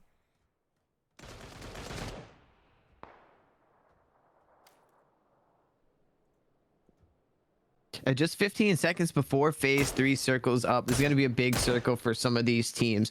Again, lots of these teams are looking to end strong here with their final 3 matches of the regular season here. But right now, Crazy Mob kind of scaling the mountain here. Shanks and the rest of Winter Circle got some heavy focus with the DMRs in their direction, popping all tires, preventing any sort of a vehicle rotation out of the Crazy Mob right now. This is going to be a tough one right now with this much focus on them. And gosh, I'm not sure they're going to be able to get off of that edge over there, but this zone did kind of circle back to the south. A little bit of the north side of Monte Nuevo is still involved. And Toxic Lady Lasers, I love watching their rotations. They're going to retract that 2-2 split they had and kind of regroup there. I love that play. We see teams just pay for that play if they hold it for too long. So good call from the IGL of TLL right there. Nice little tongue twister for me. Nailed it though. And I'm loving seeing them kind of regroup here. Has Jams been playing all night? No, Lex was in there at one point. I think they might have made a sub. Jams was having an amazing night last night. I remember we had a little bit of a mute situation when she had a little bit of like a squad wipe on the Torch. So good to see Jams back in the lineup. I think a little bit of a switch here, if I'm not mistaken here. And they're laying down some long range shots here at CK, our winners from last match, who were in a little bit of a skirmish with GE on the other side there. But Toxic Lady Lasers in a really good spot right now to just kind of lay down long range shots, try and pick up whatever kills they can. They just need to be careful they don't get snuck up on. All this is an amazing spot with some high ground.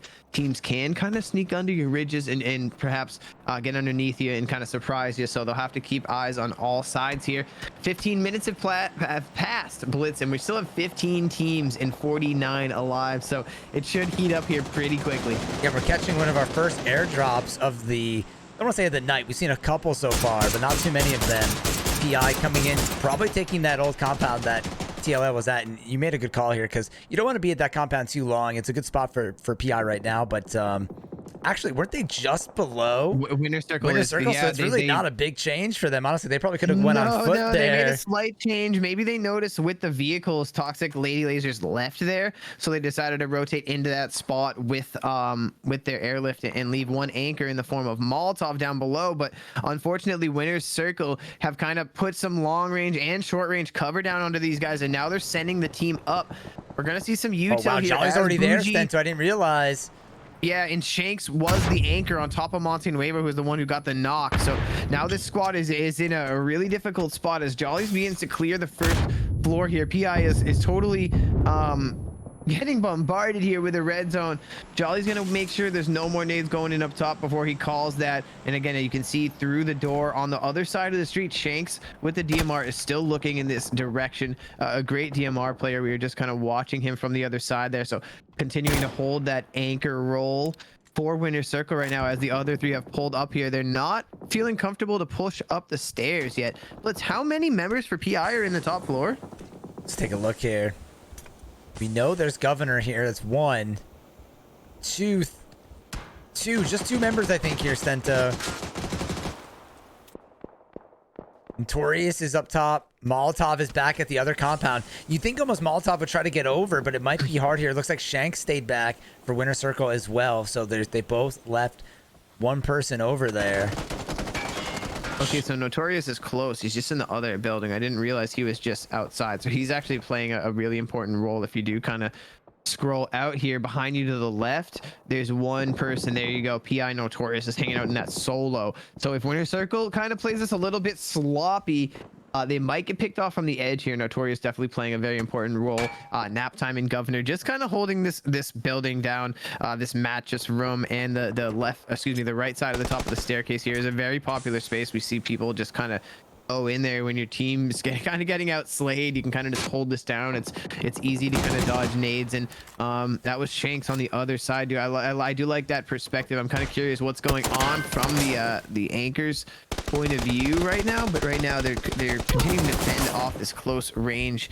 Notorious the solo across the building there is just laying down some tough shots. This house is always so difficult to push once you run out of kind of lethals or even stuns. I'm not seeing any of that from Winter Circle here. Shanks does have 3 nades, but he's obviously not with the team, and this has just got everybody at a standstill, Stento.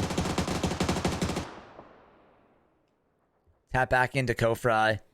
Looks like Governor might have switched sides there and what part of the top of the building he's on. I think Governor's on the left. Nap Time's on the right. Take a quick look at the map. CK getting 2 knocks onto MG as they try to make their way in with Torch on the very bottom of the map. If you take a look at this here. There was Thirst, actually. Torch got both the knocks from the south side.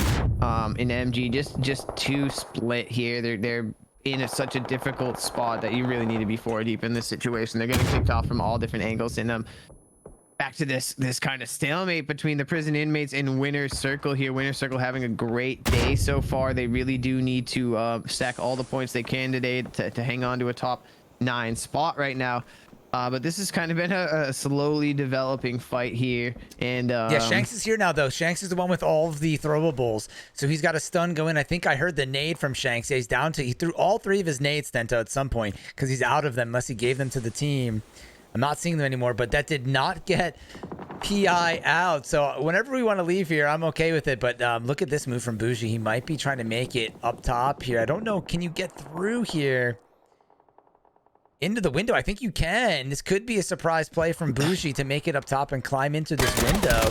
But he actually gets shot from behind from the last member, Molotov.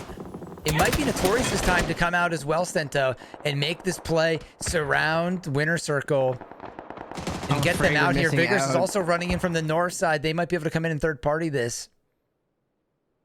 Yeah, I think that's kind of going to be the best spot to be almost is Vigorous now eventually running up this road ridge. Prodigy leading the way, as you can see on your mini map right now. Vigorous starting to join the party. This is going to speed things up a little bit, which has been a very slowly developing fight between Winner's Circle and prison inmates here. Is now gonna be met by this push from Vigorous here very soon. We're seeing ABN get taken out. Nice shots there from Prod into the window here. So do me a favor, Blitz, hop out of this house. It's a little too crowded in here. You can't really tell what's going on. Best view is definitely from this outside ridge. As you can see, Vigorous start to push in. Nades are out. Some good shots are out. And now again, the accelerator has been hit on this fight now. And we're really starting to get cooking here. Kidzo's down to 17 health. Gonna rip a heal off as Stiffy. Could be a big name for Stiffy here into that side door. Nothing's gonna hit them. Surprise there. Me too.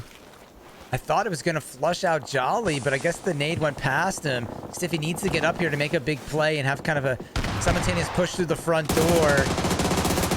Having a hard time getting in here. Gonna get the flush to secure another point. Catches. Kofry up there and Vigorous make a strong push through, and they just picked up a couple kills, and they're at 8 with just a 3-man squad now, so that's pretty good for Vigorous after a tough start to the day. We're also seeing CK go down to TLL here. TLL and SSG are going to finish off CK after such a strong performance. TLL are holding up this top spot here, which is not an easy area to hold down. No, not an easy spot to hold down at all, so very good job. They might have had some third-party help, but Southern and Cerny both picking up a kill there. So Toxic Lady Lasers, 2 total kills, down to our final 5 teams and 15 alive. And these ladies still got one of the best spots right now. Main threat is going to be SSG working their way around the east side. Other teams battling is still at that same compound, I think. Yeah, but PI Notorious is still there. Crazy for the Toxic Lady Lasers knocked one of this SSG squad. Smokes are out right now, and Cerny's going to have to be careful. There's a bolty peek in here. But SSG in a very difficult spot now to try to rotate off edge. They're almost in, so they don't have to go too much further. But the ladies got all focus in that direction now. Yeah, and apologies, we got kind of stuck there with Winner's Circle and PI. Just thought that move would happen a little earlier because Winner's Circle is pretty aggressive, you know, and we missed out on CK and AFI and all these teams kind of fighting it out. But at the end of the day, a lot of those teams got eliminated. So we're here with the final 5. We'll see what they can do here. SSG is a really tough push. They're going to throw as many smokes as they can to try to make it towards TLL, but it's not an easy wrap for them whatsoever. TL crazy here, getting some good shots with the SLR. Just one more will do Great it. Shot. Hots goes down. Good consistency there with the SLR as well. Falling with some more on 30 mm. Great shots out of Crazy here, really pinning down this So Strong Gaming team. They've already lost 1 member on the edge. And now Vigorous is starting to meet them. It's going to be up to Crazy to kind of push this squad back. Some good shots down onto Stiffy. So amazing damage coming out of the Toxic Lady Lasers right here, kind of suppressing multiple teams right now. I love the blow up of the mini map. It kind of shows you where everyone is on the map right now. We've got 5 teams, and we're about to see Vigorous maybe meet some of those members of SSG on the top right side there. Lady Lasers are going to have a little bit to say about this as well. They're going to need to be careful because Kidzos is sneaking underneath them as well. Ooh, nice heady on the Stiffy again. Care package coming down here, Sento. While this is all happening, Torch is going to be able to get a nice line just surrounding all these teams. Look how spread out they already are, kind of getting ready for what's to come here. I'm going to tap in with Prodigy here because he's on the south side, all the way below. Well, he's technically on the north side here, but all the way behind all the teams in front of him. Yeah, this is a good flank. He's just going to need to be careful. He might get focused by SSG and TLL at the same time. It doesn't look like SSG really have any idea that he's here. He's just waiting for the right time to pull the trigger so he gets that knock and doesn't really give away his location. So some nice. He's going to risk it and make this move. Pretty risky with TLL over top here to get these extra 2 points. I think he's going to bank on maybe one of the other team members to make a big move. Kidzo, I think, is wrapped up behind. So I think that's what's kind of causing this. I don't know how Kidzo got there. I don't know how Kidzo got there either, but Prod finally takes down 30 from the backside. Gonna go for the thirst instantly. Southern's gonna confirm that kill onto Kidzos. And this is a very interesting ending here. There's still 1 member up for SSG here as Prodigy and the other member for Vigorous, a 2-man. So lots of broken teams here. 2 full teams in the form of Toxic, Lady Lasers, and Torch. So I'm not sure how Kidzo made it so far up below TLL without being spotted. Hots here still holding it down for SSG. The last solo member left. They can almost just see a little bit of his head. Can they get that snipe there? Oh. A little bit lower for Jammy Jams here, and she might get this. Oh. I think it's can't quite make out the top of the helmet there. It's like the backpack or something. Oh, had a little bit of a chance at the heady there. Jams was showing us some valuable highlights last night with a nice little 3-man wipe onto Torch. Unfortunately can't connect with the snipe there, and Stiffy actually wraps the backside of Torch here, takes one of the members down, but Toxic Lady Laser's gonna meet the Vigorous side here with some decent spray from Southern. Doesn't actually connect on much there, and Frog's gonna take down Jams with the bolty, and Stiffy takes down Southern. So the Lady Lasers need to be really careful here. They're kind of fighting 2 battles at once, a little bit too spread from one another. Yeah, Tick got taken out here on the side. The rest of Torch kind of rotating in. Wiz coming in to try and get the revive. Vigorous takes out the last member of SSG. Cerny going for this revive. Stiffy and Prodigy might come in from this side here while Torch is on the other side. TL doing a good job kind of grouping up on this corner to defend against the potential Vigorous push on this side. Torch completely has taken over the compound now. Nice stun here from Stiffy. This is going to allow him to push up here. But quick knock from Cerny there. Fast trade, but TLL is there to clean it up. Really fast trade there. Well done by the Toxic Lady Lasers to group up and make sure they were there for the trades. The 3v2 works out for them for that reason. They need to get this res off quick. They're going to have to pull something extra special out. A 4-man of Torch beginning to kind of wrap the ridge around this compound, trying to figure out where the final 2 members of the Toxic Lady Lasers are. We're gonna need to see something special out of Crazy here and her teammate. Unfortunately, Tick with the knock onto Cerny here. He's looking for 1 more member of the Toxic Lady Lasers. It's just gonna be Crazy. He's been having a great round on that side, and they're gonna take her down with a nice 10-kill chicken dinner. These are big time points for Torch right now. They needed every point they can get. The 10-kill chicken dinner is going to catapult them up onto the left side of the leaderboard and into the top 9 conversation, I think. Lady Lasers with a great hold on top of that hill, 5 kills and the 2nd place. And Vigorous kind of jumped on board with them late, but came sweeping through the north side of the map there. 14 kills and a 3rd place there, Blitz. Yeah, before we wave to everybody and say hello after a game, was that game 4 or game 3? I'm kind of losing track now. We have, I just wanted to show that blanking out here for a second, that Torch, they're in 12th place. So they still have a little bit of ways to go. Look at the top 8 right now. You have to get to 160 to be in 8th or in 9th. So Torch is still 40 points behind, but with that 10 points and the 10 placement points, that's going to be 20. They're still going to need a few games like that, or at least another one, to make it into the top. But there we go. We just finished up that last match. Stento and I have been, commentating so many matches this week. Things are starting to get a little bit loopy here. And who's played what? What game are we in? What day is it right now? But it's been a blast so far. Just a lot of great action. And NA has really been, stepping up to the plate and making some really entertaining games so far. Yeah, absolutely. And I said it at the end of that, but Torch needed that. They're outside the conversation right now. 20 kills is going to jump them way closer to that 9th spot, and they need to follow it up. Time is running out. They need to follow it up with 2 more strong matches today, as do a couple other teams. I think the theme right now is time is running out. There's very little regular season left for several of these teams that are trying to knock on that qualification door. They got to make it happen now. There's no time left, Blitz. There's one more day after today, and again, the clock is just starting to tick. But we're heading back to Miramar for match 4, ladies and gentlemen. We'll see you guys in a few minutes. As soon as we get that lobby set up, we'll see you guys in just a short moment. Be right back. GG's, break. everybody.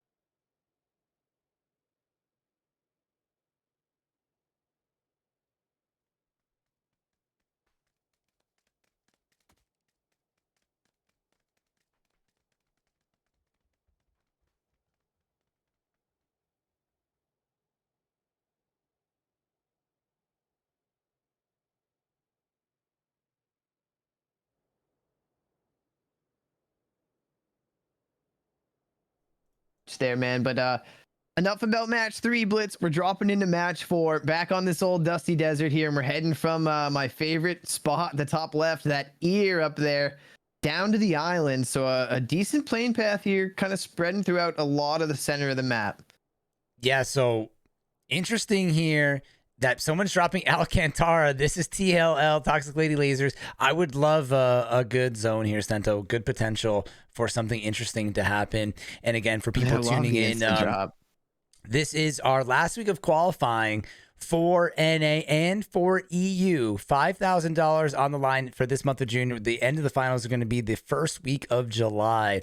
So we've already had 2 weeks of just games building up to this moment where some teams are going to be playing their final 2 games right now, Stento. If you're just tuning in, because we do have some more viewers right now, I kind of just want to take people through kind of some of the information here. We do have 3 separate groups for NA right now. It is Group A and Group C playing. Group A played last night versus Group B. I know this might get a little confusing, but stick with us here.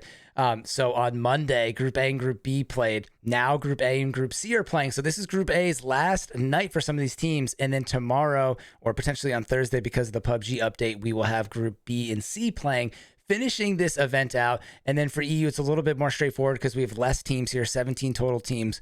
So it's going to be the top 8 from EU and then the top 8 from NA will be competing in the finals for $4,000 in that final section. And in the regular season, we're going to be giving away $1,000 split between NA and EU.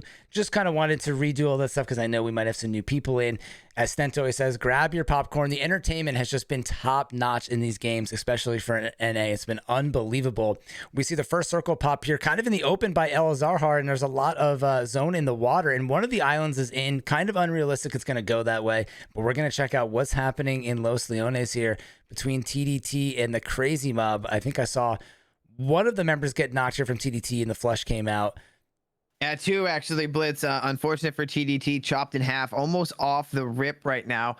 And maybe if you could do me a favor, pull up the scoreboard real quick. I know Crazy Mob is a team we need to keep an eye on, trying to fight for one of those top 9 spots. So I wanted to just kind of remind myself where they're lying right now. Crazy Mob is in 7th spot.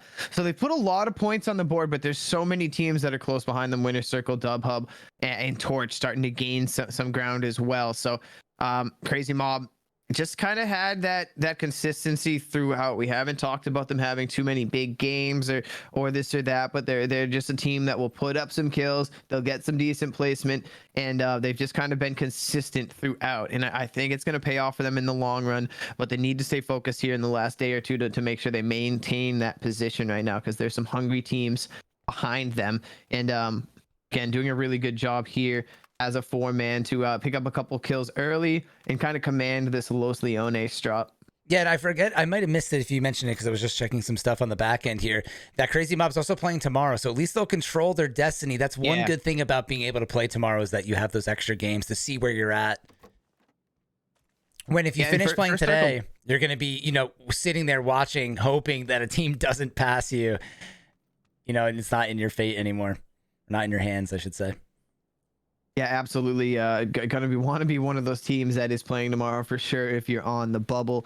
But first circle is popped, but it's just a crazy pull over to that east side. You mentioned it, a lot of water is involved, and a lot of that is unplayable territory. I think you can kind of see where it curves on the edge of the map there. It gets a little bit darker, and yeah, that kind of area that you're tracing is all unplayable territory. There's some buildings along the base of it, but basically half of the zone, maybe more like a third of the zone is totally like unplayable right now. Yeah, pretty much. That's such a great point here. Didn't even think about that. And even some of the zone isn't even on the map right now. So yeah, that's unbelievable. That is a very limited first circle. And with things like Minas involved, El Azahar involved, there's going to be very limited territory for these teams to rotate into for phase 1. We might see some slow rotations. We might see some emergency pickups. But again, a very, very difficult phase 1 for a lot of these teams here. And Gemini Esports might be able to pick up some kills on the rotating Abnormal. Perhaps crash the guard, and Tony gets taken out with the heady from Red Eye. Nah, he lost his license, Blitz. That's it. No need to bump into that telephone pole there. Oh, no. And then G Solar taking out Psycho. Red Eye came out that heady from across the way from downtown. And is it just Carm and Hoot left? Where is Hoot at? On the other side north of the side, yeah, he's north rotating side. around. They're going to be hard pressed to really pick up any of these kills, even on their knock there. So ABN really not getting it flowing here today. They were in the top 5 to start the day. I think they're hanging on because there's a lot of points at that point in the leaderboard here. But again, this is not what they wanted. Hoot getting taken down there. Wow. From Solar from down and then low, Vigorous is actually. above them here as well. Carm's gonna get a knock and flush onto Kidzo. Again, Vigorous can't stop the bleeding early on for Vigorous right now, but now Abnormal Carm is stuck between a rock and a hard place between Vigorous and GE. Abnormal is one of those teams where they're gonna also be playing tomorrow. I think they're in 6th place. And while they have a couple places behind them, there's really not a huge point difference behind them. And Carm with a steady AUG spray onto Stiffy there. And Stiffy's a pretty straight shooter himself. Carm was just fast to react there. But Carm also a console competitive veteran.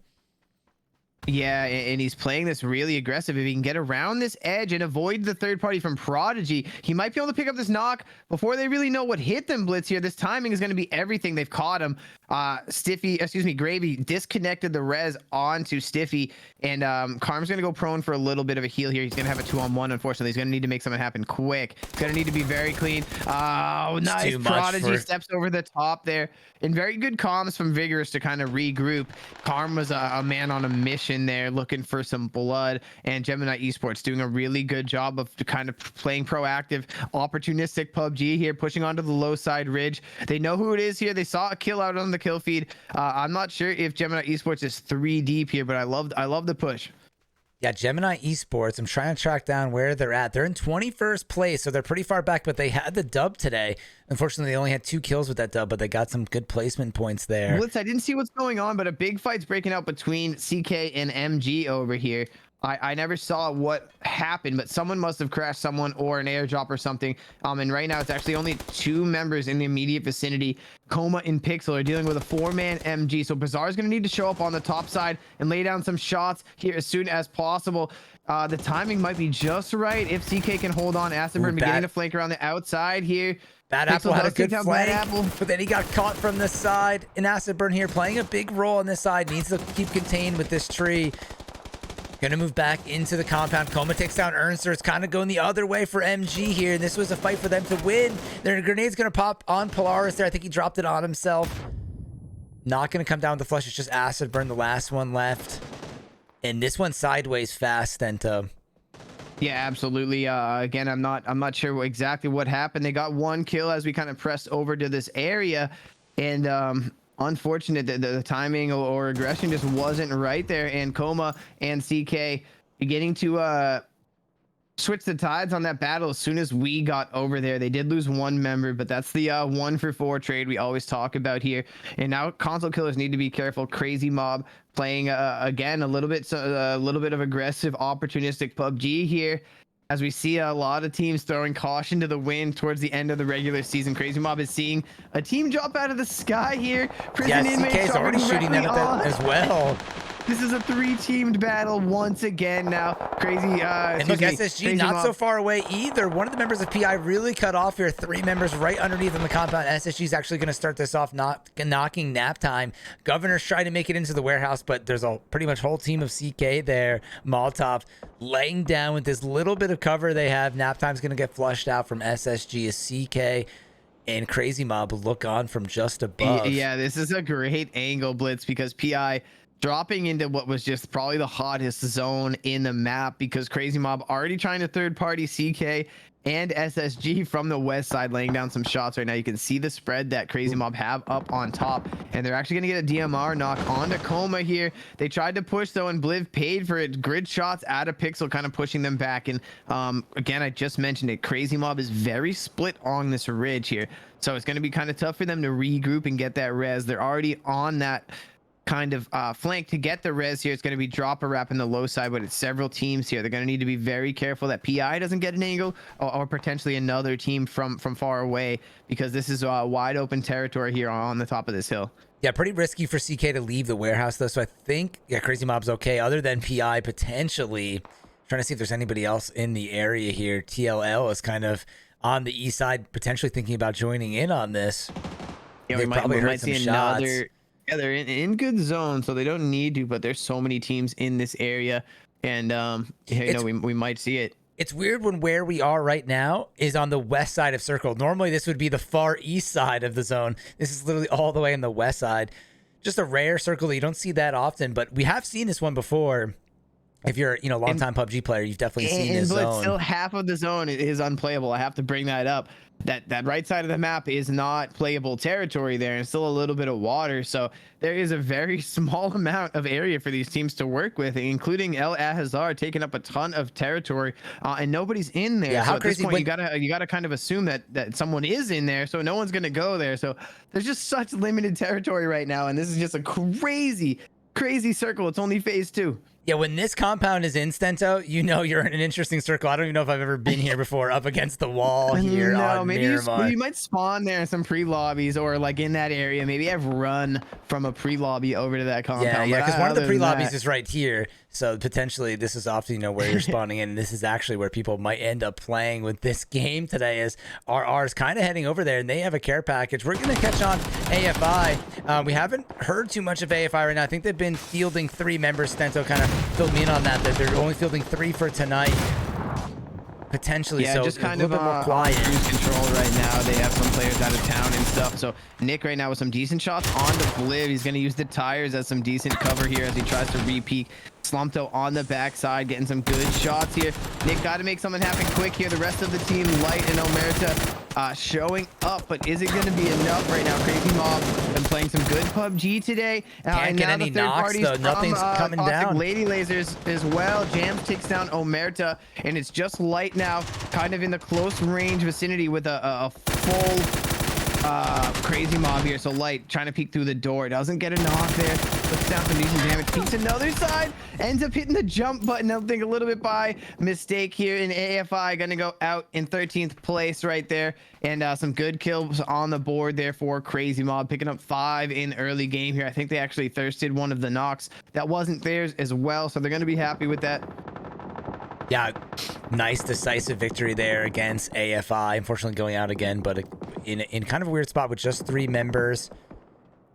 Dubhub just made it past AE, the last member, trying to rotate Dilla here through.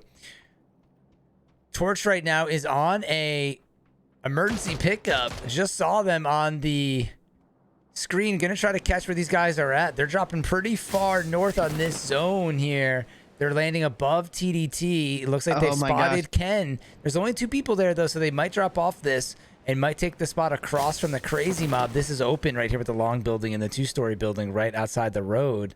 Or are they going to get aggressive and drop on TDT? But it looks like Wiz is over there. They didn't really have a decisive drop, and this is where things can kind of get a little loosey-goosey when you're kind of getting spread out. And they decided not to land on any particular compound and just take this very back wall.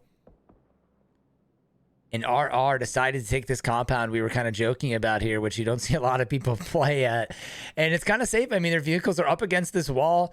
They're obviously going to see anybody approaching them from the field, so it's kind of a safe place to take. And they're still in this next zone, when really what's going to get hectic here is potentially Winter Circle and AE. So we're going to tap into what's going on here. Winter Circle going for a revive right now. AE trying to make something happen, get some extra points potentially.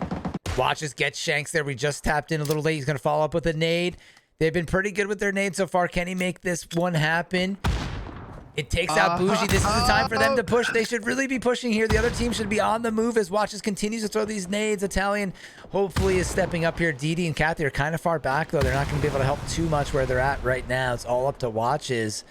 CK also getting involved on the other side. Blitz, you can see them kind of putting this Winner Circle side in a little bit of a pinch here. So Jolly, not much he can do with the smoke on the battlefield. He's really just a matter of time before he gets hit from both sides. Molly's in the smoke.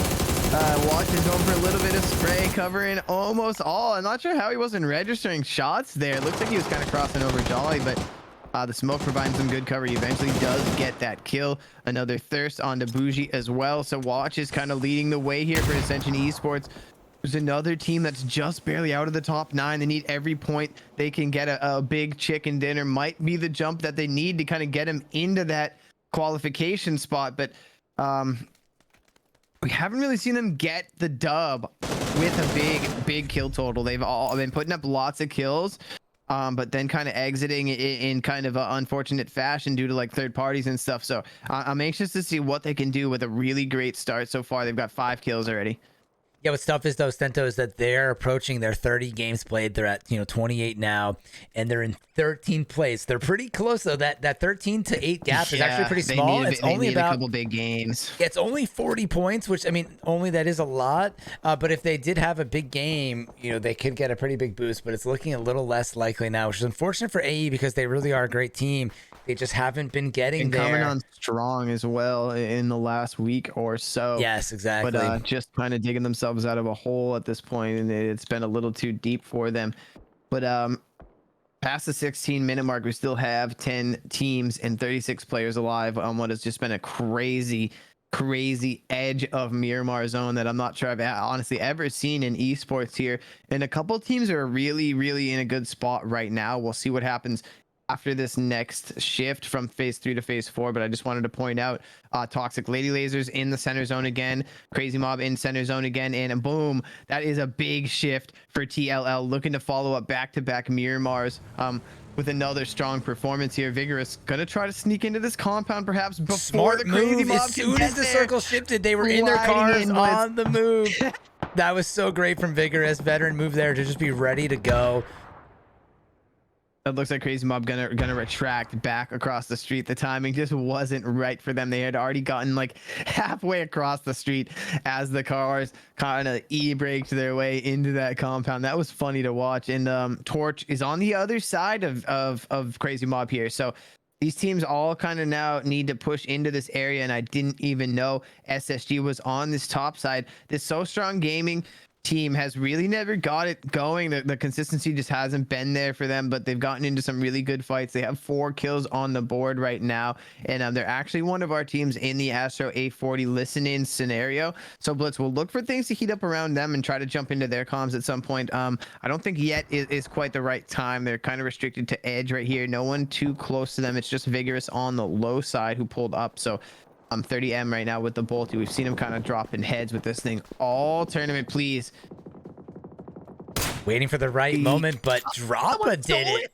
Or no, what just happened? I think he just moved forward. I don't know what happened right there. Gosh, that was trippy with the kill feed synchronization on that. Yeah, that was It was actually bizarre. the player we were watching that knocked someone else further out. Yes. That was crazy. But it looked like he almost got hit. I wonder if it was kind of like maybe he killed the person that shot him and the bullet just didn't count. Sometimes that happens. You see a blood splatter and it doesn't even do anything. PI, the last 2 members are kind of making some noise here. They took out Italian. This is Notorious. Kathy's knocked as well. Did Italian get flushed? I think he did. Flipped over here quickly. DD taking out Coma. Looks like they finally clashed. I'm going to get into an air review because it's kind of hard to see what's happening here. Molotov down on the side. CK up above. Watch is trying to handle below him before he goes back up. Notorious is down there. He knows he's there, but he's also got to worry about CK above him, Stento, and they're going to start thirsting out his team. Tough spot to be in here. I feel like this is kind of what we were talking about with Ascension Esports here. They're so good at slaying. They pick up so many kills, but then it's like, oh, they lost 2 of their teammates. We kind of missed how it happened. But perhaps just kind of getting into the wrong fight at the wrong time. Again, they're so good at these team versus team fights. Several times tonight we've talked about AE just like winning an insane fight, keeping a player up, getting the rest, turning their attention to a new team. Stiffy's actually going to get that knock that you see on your screen from the north side. SSG working their way off the edge here. He might have actually missed a little bit of an opportunity there because of the switch, but that's just a little bit of an unfortunate timing. We'll try to catch SSG a little bit later, maybe in our final match of the evening with a little bit of comms right now. Gravy got an AWM in his hand. Blitz, I'd like to bring up something funny while we're watching Gravy with the AWM in his hand. Every time PUBG does an update, something new that I've personally started to do is do some sort of a clip night and try to gather the people who would normally be playing PUBG when the update and servers are down, and everyone submits their clips. I know you do similar stuff with your community very often. And Gravy with the AWM in his hand won the most recent contest and a main gaming sweatshirt because of like a 4-kill wow. piece where he was just reloading the and dropping heads in an insane clip. So I just wanted to bring that up while we're kind of watching the end of this match heat up. Gravy's got an in his hand, and I promise you he knows how to use it. Yeah, SSG pulling up on AE here. There's only 2 members left, so it should be easy for SSG, but nothing's ever easy. Just 1 left for watches for AE, that is, excuse me. They're rotating around, surrounding him. They should be able to at least trade on this and decisive kill. SSG with 8 total kills. And I love that story from Grab. Yeah, he's got the AWM in his hand on the north side of the map there. A big fight broke out on this kind of low side, northeast side. Torch and Crazy Mob just letting each other have it here. And Crazy Mob are going to get the better of that fight there. But it's just unfortunate for them, it's just problems, yeah, coming out of there. So just tons of mutual destruction. Bodies all over the place.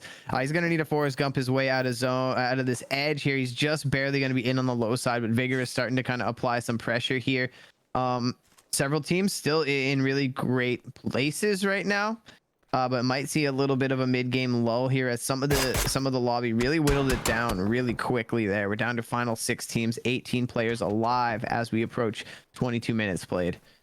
Absolutely. And just quickly, yeah, it's kind of a self promo here, but at the start of every week, every Tuesday now, it used to be every Monday, we do community clips on my channel, and it's a really fun tradition. Sometimes we post some of the top ones on social media, but when you get the community together to share their craziest, funniest, and best moments, you do see some amazing clips out there.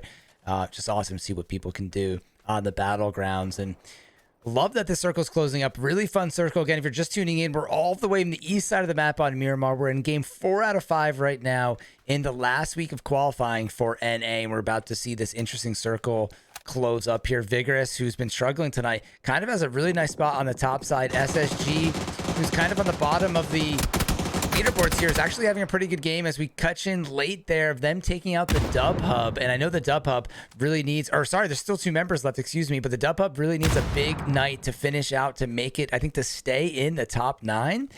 So this could be pretty detrimental for them. Kind of a spoiler from SSG potentially. Yeah, in a really strong game from So Strong Gaming here. Looking to find the final 2 members of the Dub Hub, but Brody takes down Hots here. 30M with some really good return shots, but doesn't get a knock there, which is it's going to be a big deal. They are going to have time to get this Dilla with a great spray on the SSG, almost taking down 30mm there. And Brody comes in from the side and kind of saves face for the Dub Hub, but he's going to lose his teammate. They only have 3 kills, though, for all of that, and they've lost all of their members but Brody. Yeah, any points are still really important for the Dub Hub here as they're in the top 8 and they're trying to hold on to that right now. But this game has whittled itself down really quickly. Blitz 5 teams now, 13 players, and the Toxic Lady Lasers once again sitting in amazing position on that church. And there's several broken teams, several solos lurking about here. So I love this peek from Prod. He's up on the shack. You don't really expect someone to be on the roof of the shack here, and that's a solo for the Crazy Mob. Taking some damage. He's going to get below the ridge there, so he's not going to drop quite yet, but there's a 4-man of Rico's Roughnecks in that area. It's going to be a matter of time before we see our final 4 teams here. In some spray, I believe, from Crack on the other side, and now a little bit of a fragoo from Prodigy here. What's going to be the thing that finally takes down that Crazy Mob member? What do you think? I was going to say, it was a little long for that grenade. The first one was cooked there. Wax gets their grenade from our squad, and Grab hits an shot. We're going to get in his perspective so he can follow up with another one here. I told you he knows how to use it. This is he's trying to put on a show. This is when you got to grab your popcorn, ladies and gentlemen. Final 4 in match 4 of the evening. The $5,000 main gaming NA versus EU showdown. Regular season is heating up right now. We're almost at the end. And I promise you, again, this man knows how to use this AWM. Not afraid to shoot it either through the smoke. There's some good damage from Prod.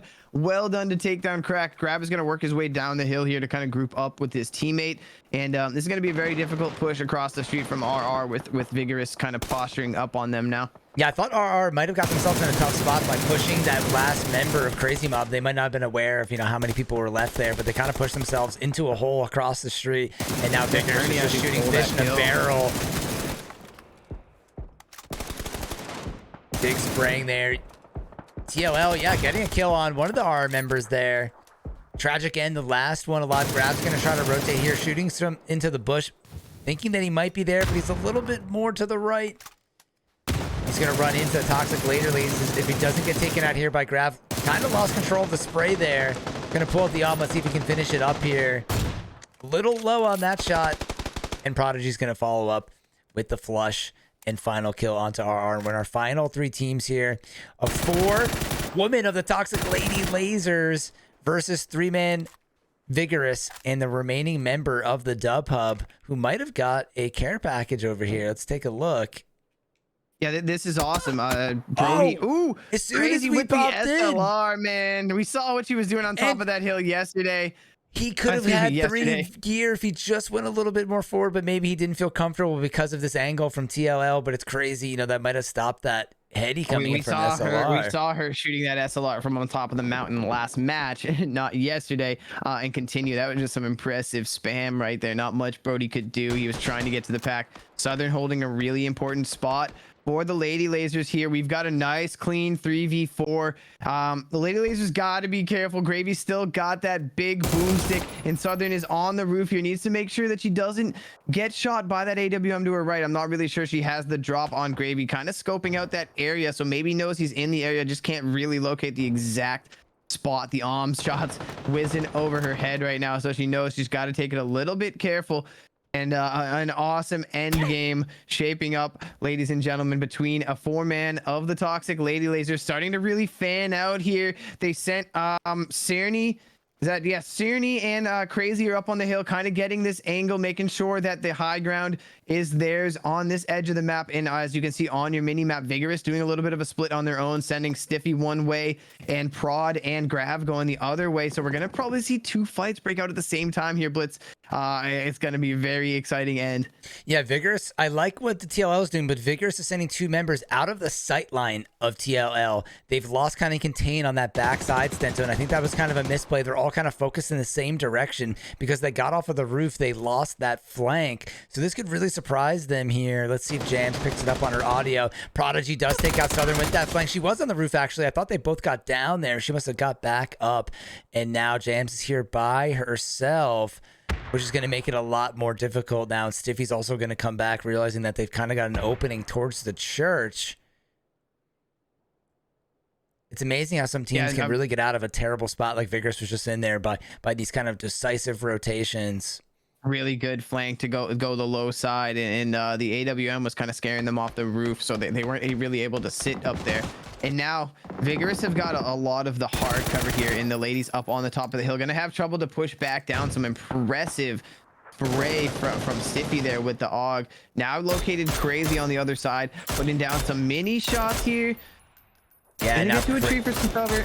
It's going to be up to Jams to kind of make something happen in this compound right now. Crazy is in a very tough spot up there, and I'm not sure what they really know about the close range threat in Jams in the church right now. Oh, but Jams got taken down there. I guess we missed that. I didn't even see that. And Vigorous just a little too quick, and very timely flanks from them kind of caught Southern off guard. And at that point, they had the rest of the Toxic Lady Lasers kind of out on the mountain there.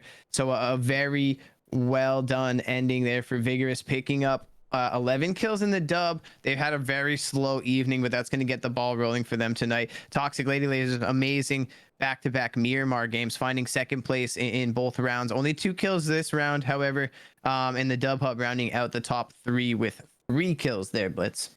Yeah, so wrong screen here, excuse me. So that was the end of game 4.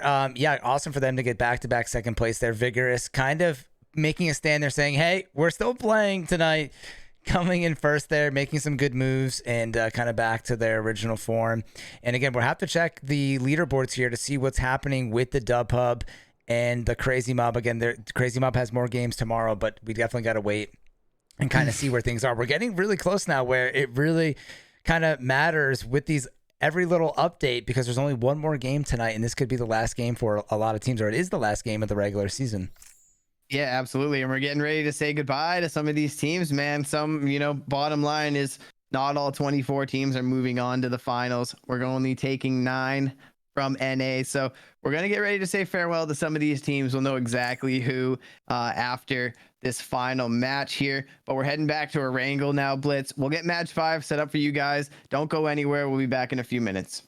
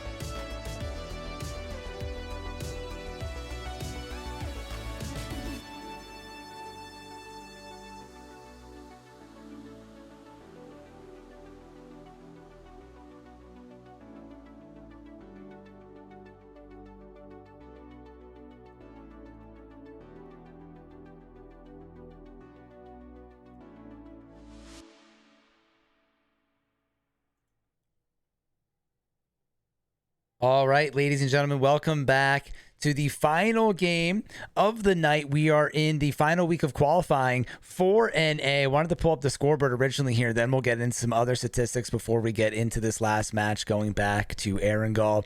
A lot to look at here, so we're just kind of glance over the leaderboard, and then this isn't including the last match. So we'll revisit this at some point so we can check out what's going on. But for people that are just tuning in, I'm Blitz5. I'm here with our co-host, friend, and founder of Main Gaming, Stento. A lot of focus on the left side of the scoreboard here. Top 9 will be moving on after our Thursday games to play versus EU when the playoffs of the Showdown start. So again, as I mentioned, we are kind of finishing off our regular season where we're going to be splitting $1,000 prize pool between NA and Europe. And then as we move into the finals, we have $4,000 on the line. Again, this is a free tournament brought to you by Main Gaming. So big shout out to everyone behind the scene getting this done. And then every day during the qualifying, we've been doing 5 matches for EU and NA. So a lot of games here, a lot of great action. 3 on Erangel, 2 on Miramar. And just to repeat myself again, we're going back to Erangel for the last match of the night.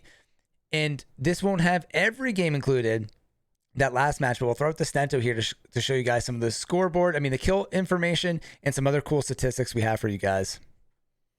Yeah, absolutely. It's getting a little bit heated up here at the top of the scoreboard, but right now, kills is being led by Quavo with 57, CK Pixel 53, Warhawk 52, another member of CK Turbot with 52 as well, and Kidzo's with 46. So it's getting pretty heated up there. Quickly flipping over to the damage stats. One of my favorite stats, you can see Pixel leading the way, first over 10K in North America right now.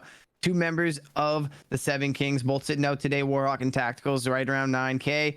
Vig Prodigy just under 9K, and AFI Hobie with 8,700.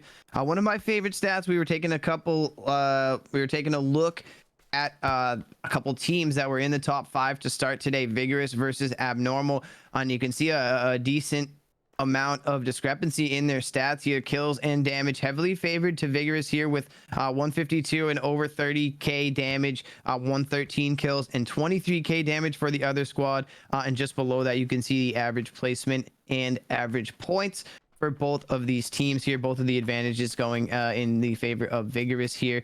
I believe they're in 3rd versus Abnormal in 5th place. That might have updated a little bit today after some of these matches, but our final stat that we love to share with you guys is our current MVP, and that is going to be Warhawk with a 90. Did we just see? I forget about it. Warhawk with a 90 Twire rating. Just an insane consistency from the 7 Kings, kind of trading off the MVP honors is that squad here every now and then. But Plane Path Blitz has started, and I do love this new one as well, guys. Just a reminder of who has won the matches today. Gemini Esports took the first match of the night. Console Killers took match 2.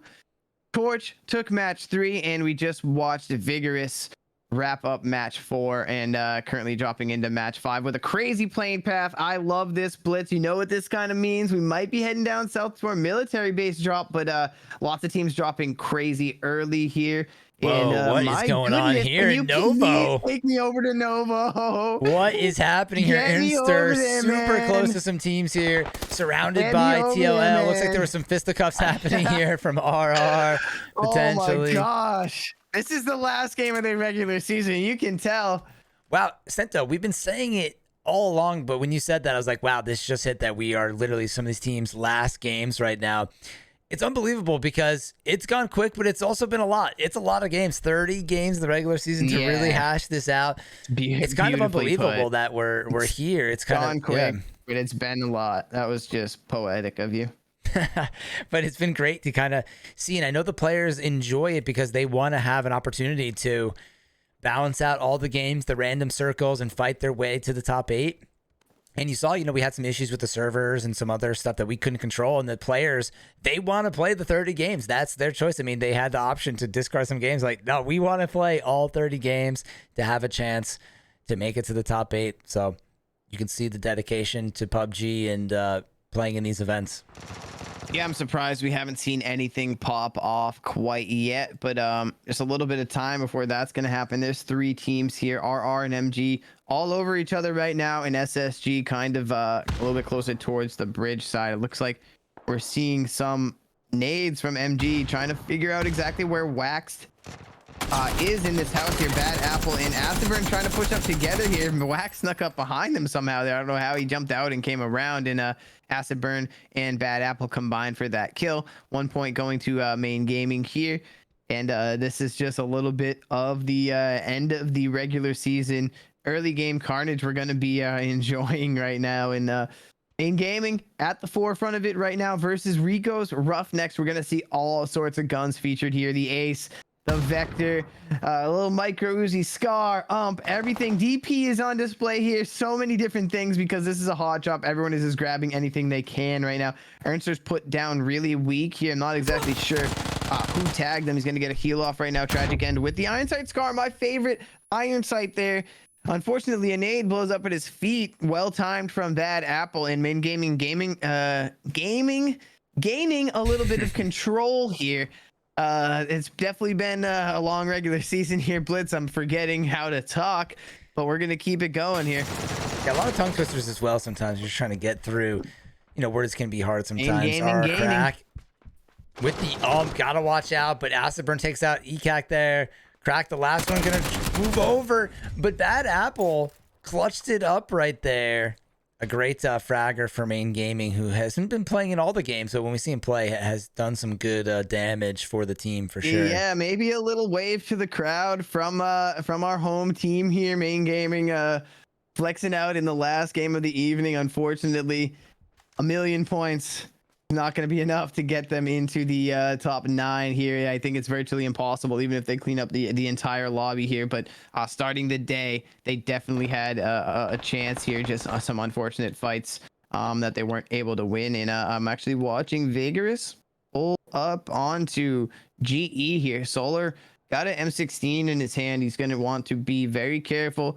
Look at Stiffy right onto the roof. God, I love those plays. Just it's so tough to deal with and predict if someone's gonna pull up and get on the roof that quick. I knew you could get up here. I just didn't know it was that easy from a pull up. So as you see, pulling the cars up, jumping right up, wasting no time in getting those advantageous spots is Vigorous here. We haven't seen a lot of Stiffy throughout the regular season, but tonight kind of been shining for Vigorous. Had a game with 7+ kills, I remember, on Miramar, and was just part of that closeout there with the rest of his squad.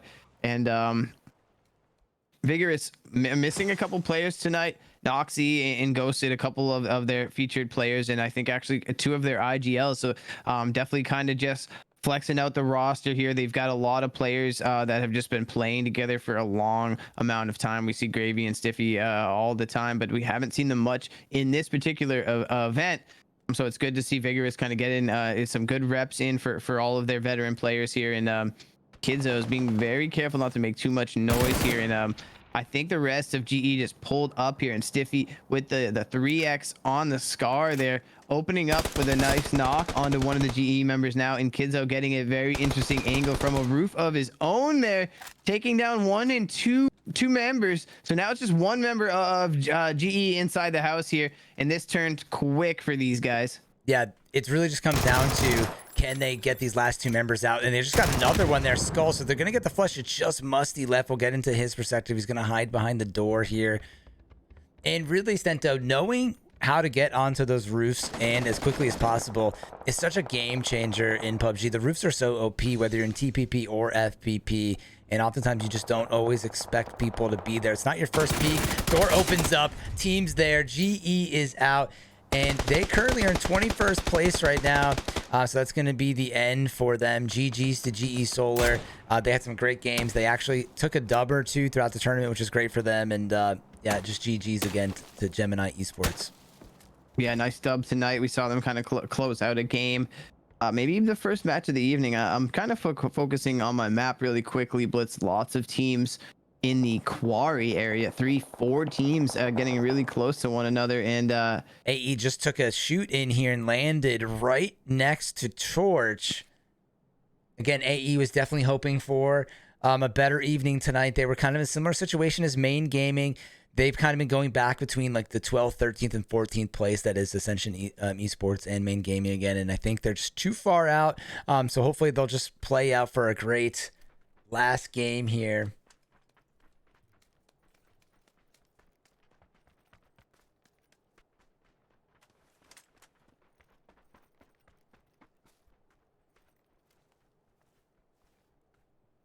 Sento, funny story that I actually have a personal friend that was playing with Ascension Esports, and I had no idea because of his username. Didn't even know that he was in the competitive scene. He's not playing with them currently, but he was kind of a sub for them, and just coincidentally found that out. So kind of a small world story. Just a personal friend that told me that he was actually playing with this team at one point recently as a sub. What player is it? I think he goes under in the comp team as Hammer, but just someone I know from New Jersey. So just a funny story that he was playing on this team and I had no idea. Yeah, that is awesome. Yeah, small world here, you know, on the battleground sometimes and just in IRL.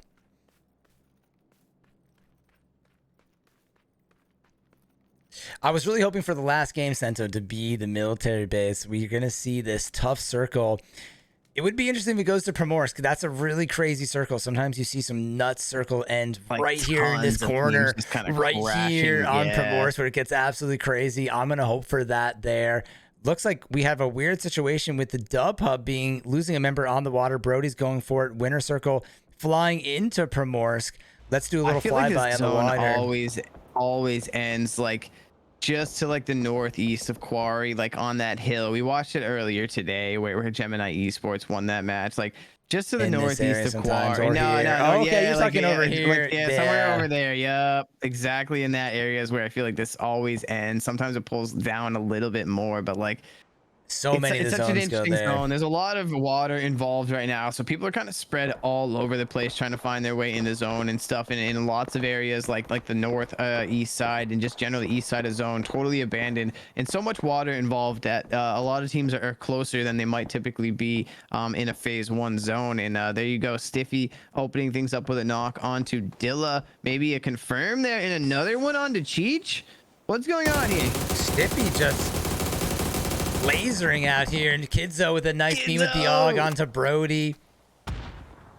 Vigorous is really starting to kind of open things up here, fragging out in the last 2 matches of the night here. Long range shots from Kidzo with the SKS, not connecting on much there. There you go, finally starting to lay down some damage, backing off a final couple of members for DH, I think, on that other side, and actually running into Winter Circle on your kill feed as well. So a little bit spread here, the Dub Hub. I'm not sure if that was a failed rotation or what. We were kind of just catching it last second, but as you can see, multiple teams taking them out there.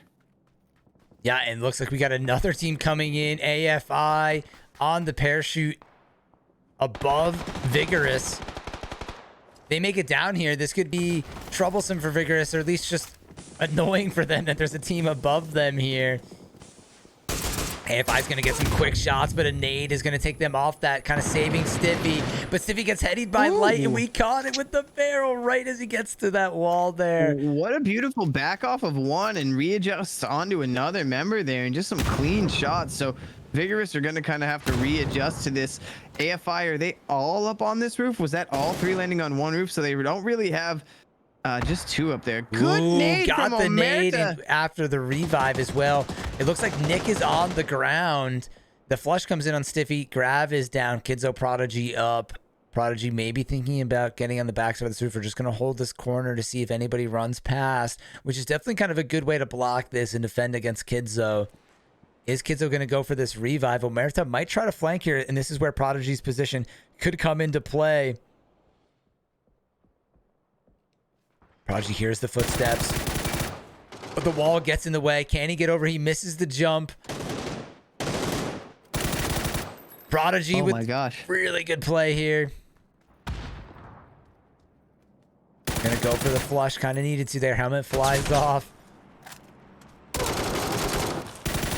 Little bit of an okey doke there, and gets the double kill. But then Omerta comes and gets the flush. If there was another member of Vigorous over here, could have saved him. And are we seeing a potential 1v2 here we are. If AFI had a fourth member, it would be a little bit different. Nick is going to get taken, and that's last minute stolen from Winner Circle. Stuns are coming in. Omerta last one up. You would think that Prodigy would tell them that Omerta was probably on the outside here, because that's where he got knocked from.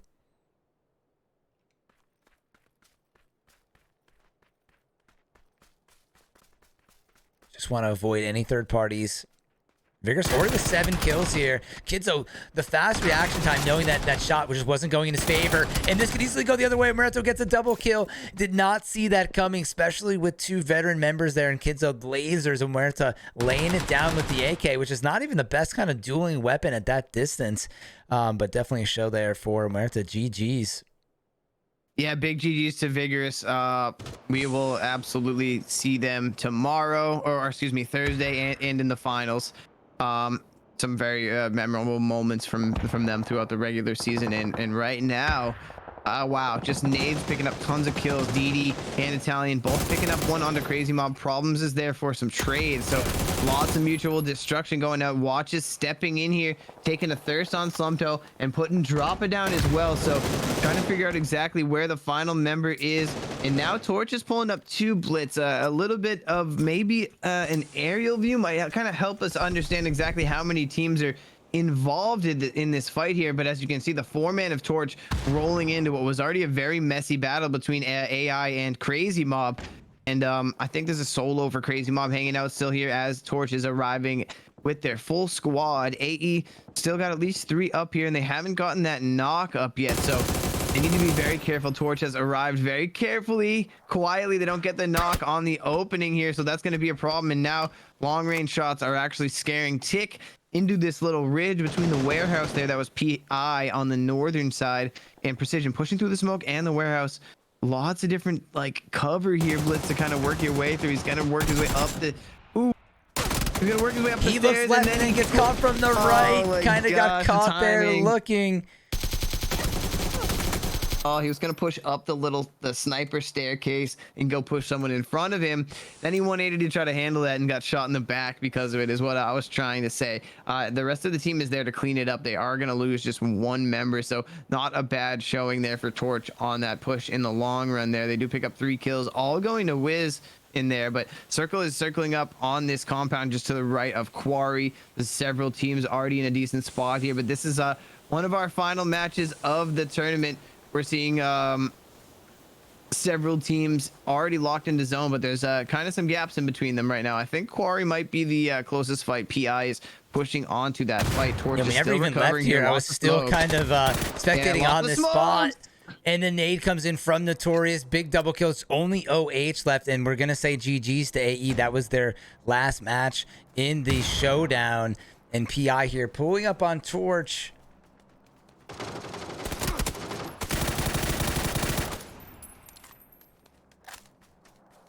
A great timed push from PI. They saw what was going on here and just decided, again, this is a very easy decision for us. We're pushing on. Nades led the way for Notorious here, and they're trying to kind of clear the area here. They only picked up 2 kills, so there's still 1 member of Torch on the edge, kind of pushing away from them now. And wow, prison inmates, we didn't. Yeah, go ahead, Blitz. We kind of got lost in talking about so many other teams, including Abnormal, Ascension Esports, Main Gaming, and so on and so forth. But Torch, who's a well-known team in the comp community, is actually, this is their last game, and they're in 10th place, Stento. And with only OH, they're not going to have enough points here to make it in to the top 9. So they're getting caught, I think, right at 10, Stento. And I don't think we talked about that too much. Kind of got lost in the sauce with all the other teams. So tough ending for Torch. Obviously, OH is still alive, but GG's to them, making some great plays throughout the tournament and just being so close on the cusp there, because they've actually earned so many points. They're just the last team, to maybe be cut out potentially. Yeah, man, it's unfortunate, but the 30-game regular season coming to an end tonight for some of these teams. Torch, Main Gaming, just a couple of them gonna just barely miss out on the edge of the NA versus EU finals. And it's the way the cookie crumbles. It's bittersweet. It's a little bit bittersweet here, but tapping on board to CK, a team that we will definitely see in those finals. Our second place team right now slowly trying to chase down our first place Seven Kings team. They're getting a little bit closer than we kind of thought at the beginning of the day, that the gap was massive, but CK had a very strong day today, so they kind of brought that a little closer than we thought it might be. I think both teams will be playing tomorrow as well, if I'm not mistaken. But right now, Turbot getting in the car, gonna kind of regroup here. They've got a solo behind them in the shack. Do they realize this? I don't think He's gonna they get do. in the car. I don't think they have any idea that there's a shack player right there. Not gonna move though. Dilla just hanging kind of out holding here. it down for the Dub Hub. And honestly, Blitz, why don't you do me a quick favor and pull up the scoreboard? Dub Hub is one of those teams that's on the inside right now of the top just barely. 8. Let's take a look here. I think they're currently in 8th place. We got to take a look at this. So the Dub Hub, they're literally in 8th Tied place. for 8th and 9th right now with Winner Tied. Circle. Oh my god! But what helps is they have a pretty big gap, you know, from Torch. Look, it's almost like it's a 24-point gap to Torch, and then even further for Phase 9. So that's really going to help them. But I mean, who knows with some of these teams who the haven't Dub Hub played. is in Group A, so they need to pick up some points here to kind of have a chance to hold on to that spot. I'm afraid. Yeah, I think you're right, Sento. I think you're right. It looks like we're hearing some action here in the background, so we're going to flip back to Coma there. It looks like TLL has just been eliminated from Winner Circle, and CK is looking over on PI. The last member of Torch, I think, was eliminated there at some point. You might have missed it. And also the last member of Dub Hub is sneaking in on the bottom side here. Yeah, so kind of a jumbled up, broken final game of the evening. Not even 20 minutes have passed, and we're down to just 21 players in 8 teams. So truly one of those full-sended games here in Coma, getting a nice peek. Trade on to Nap Time as Nap Time took down Bazaar. He's going to get the thirst there in Molotov. Pushes over the top, takes him out. And CK going to go out in 8th place in the final match of the evening. I think we'll see them tomorrow. So we'll, on Thursday. This update's throwing me for a loop here. Yeah, absolutely. Yeah, again, for people, because of the update, we'll be playing on Thursday for the last game of NA. Recently, PUBG's kind of pushed for the update to be a little earlier and less kind of convenient for the NA side. But obviously, PUBG's a global game, so they're kind of focused on every time zone, not just NA. Dilla made it into another shack. Some shots coming in from the Winner Circle, focused on to PI. Really, it's just Abnormal here in the center zone. And Abnormal is locked in at 7th right now. So they're at 175 points. With this circle, they should hopefully guarantee themselves a top 4 with that spot. And that should also help solidify them a spot. But, you know, it's too early to say. Yeah, again, we still have 5 more matches for several teams. So there's still a full 1-day tournament of PUBG to be played, and that is gonna definitely shift around the final 9 teams that are gonna get in. Where I think we're gonna see some teams that are in there right now, unfortunately, just be watching on from the sidelines on the final day and get bumped. But as we said, that's kind of just how it goes. You need to be some great shots from Shanks here. He's got himself some fancy gear, an MK and an MG3. Wow, double air package. Okay. Unbelievable. He's got the red dot on this. I like Shanks the setup. hogging it all from his team. What else? What does everybody else have?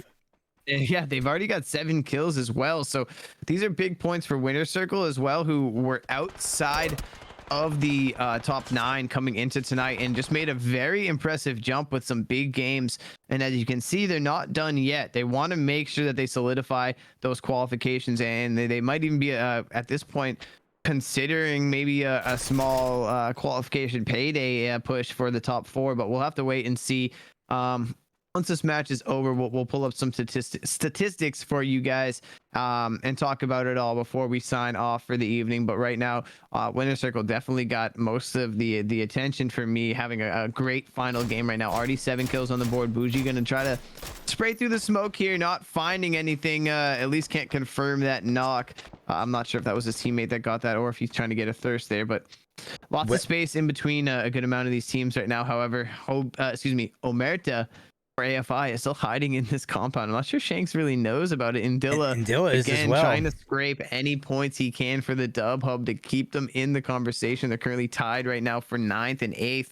Wow, with, and Omerta has winner circle. the worst gun that you want to run into from someone from behind, because if anybody runs in this building and he has this on the fast And there are mode. 2 MG3s on the battlefield right now. Yeah, look at this. They're so close together here. Are we gonna see a close range MG3 versus MG3 in this house? To be absolutely crazy. Circle's going to get really close here. I don't think Omerta has to move. He's right on the edge.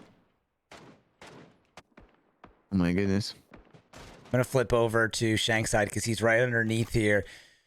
Shooting at PI. Yeah, Winner Circle's in 9th place, Stento. So they're tied with the Dub Hub at 169 points. So they need a big game here, too. We could potentially see them not be included as well, depending on what happens. The Dub Hub gets taken out. So most likely the Dub Hub is going to get they're going to get leapfrog from Winner Circle here, at least at the minimum. Yeah, they're gonna finish today in the top 9, but they're almost definitely gonna get bombed, I think. But we'll have to wait and see exactly what that math is gonna tell us right now. And Shanks must have heard something in here. He's starting to throw all of his mollies and grenades into this building here. Now turning his attention to the north side, trying to pick up all of these kills. And Winner Circle continuing to roll. They already had 9 kills there, but checking out the north side right now, we have SSG.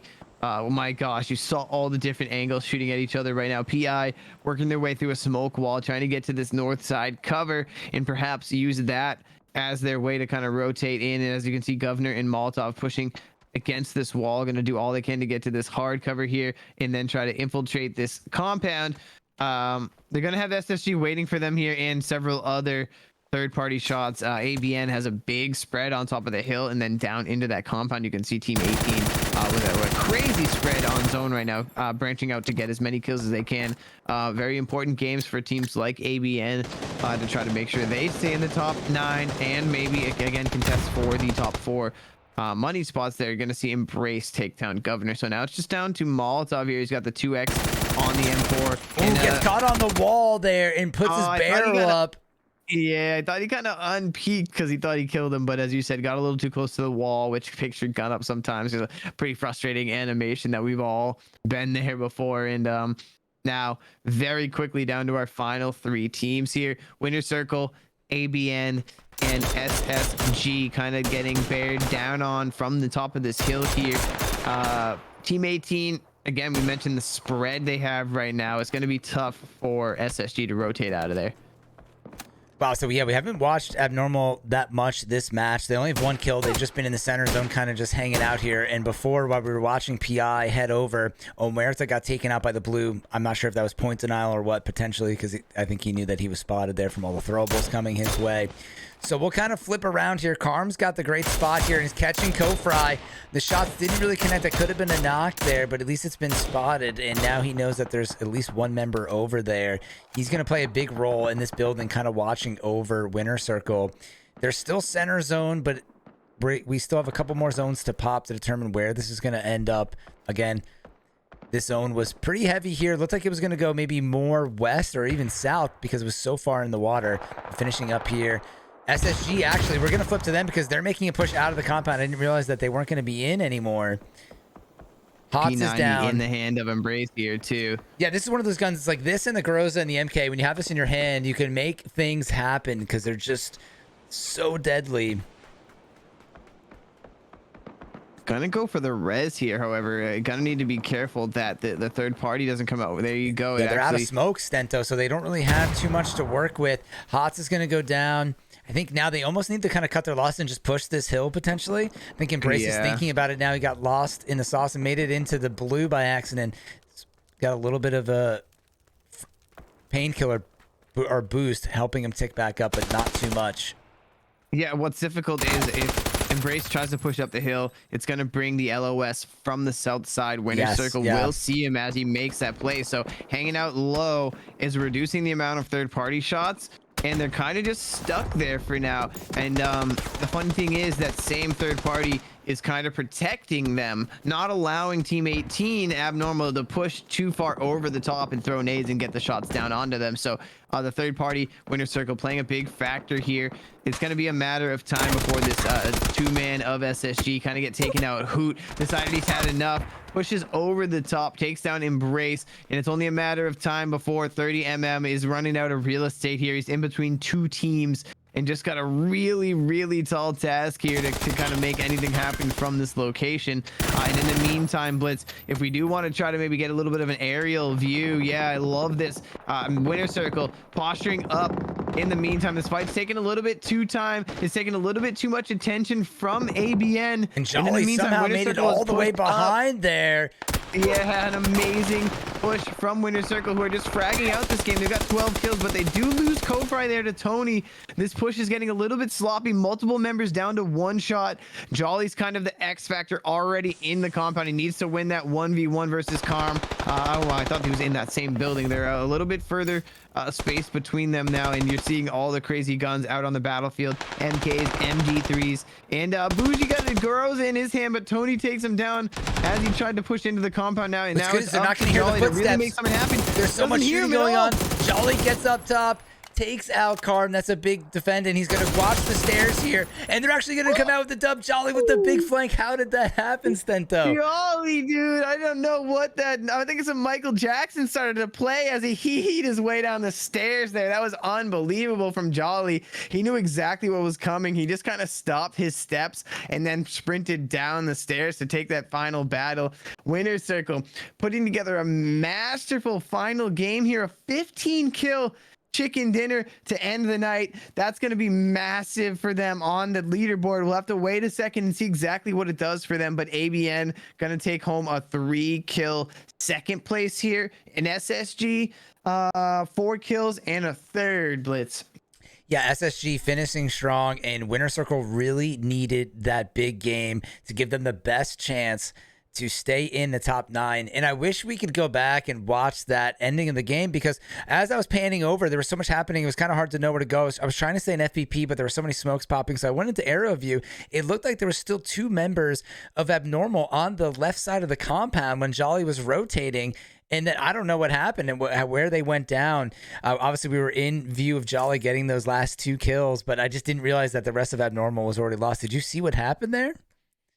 I just know that they had 2 in the compound and 2 up on the hill for a while, trying to deal with SSG leaving that compound. So I don't really know when SSG got cleaned up. It looks like they left 1 up on the hill and brought 3 back into the compound. But that all happened so fast, and they were doing all they could to kind of deal with 2 threats. And SSG just hanging on for dear life there really played a big factor in that, and I think that's kind of what allowed Winner Circle to kind of gain the edge in the end. Yeah, I'll have to catch it on the replay here because we are on the 10-minute delay. I definitely will be catching that for sure. But what a crazy way to end that. Kind of a weird game because people were sending it. Again, for people, this is the last game of the tournament for them.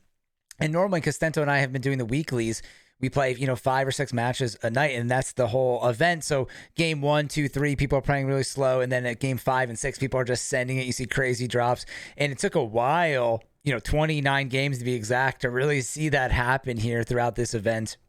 And we finally saw it, but GG's to all the teams that are going to be exiting tonight. Some people will still be waiting on to see, but great performance and great commitment. Honestly, I mean, this is a great potential or great opportunity for people to make some serious cash for a free tournament, but it's still a big commitment on them. I mean, they're playing the game they love, having fun, competing, but a big kind of time commitment. So kudos to everybody that joined in and played all the games and actually stuck with it. So GG's. Yeah, it's been a fun event. We are going to be back here tomorrow at 3 p.m. Eastern, closing out our EU regular season. So hopefully we'll see most of you guys tomorrow at 3 p.m. And then the final day for NA is going to be Thursday. We'll have to push that back. It originally was going to be tomorrow as well, but our final day is going to be Thursday for NA and Wednesday for EU. Just wanted to bring that up for you guys. And before we sign off, just maybe pull up a couple stats here, Blitz. Maybe the match winners, especially. A new thing we've kind of added here. A quick peek of the scoreboard before we'll do the winners first, and then we'll head over back to the scoreboard so we can take a look at some stuff here. So great to see the logos: Gemini Esports, Console Killers, Torch, Vigorous, and then the last match they're going to the winner circle. And again, so much parity going on with so many different teams winning. You love to see that. It just makes me kind of happy as a spectator for sure. And then let's talk about some final things that we see with the scoreboard. Take a look, guys, at what happened. Abnormal actually dropped. They were in 5th or 6th to start today. So now they're in 7th. They had a decent game there, but they didn't get too many kills. But look at that 7, 8, 9, Stento. Very, very close. And a lot of those teams aren't going to be playing tomorrow. Yeah, and what's crazy is Winner Circle there, 169 points. They just added 25 with a 15 kill win. So they're gonna jump 3 or 4 places up, maybe all the way into 5th if my math is right. Maybe somewhere 5th or 6th there, but it's just some impressive win there for Winner Circle. But yeah, some teams heading home tonight. A big shout out to all those teams that participated and will not be joining us in the finals. We still have one more day, as I just mentioned a few minutes ago. We're going to be back here tomorrow at 3 p.m. Eastern for the EU, and on Thursday at 8 p.m. Eastern for NA, and then immediately into the finals, ladies and gentlemen. Just so you know, finals are going to be this Saturday and Sunday at 3 p.m. Eastern, and then following up the next weekend at the exact same time.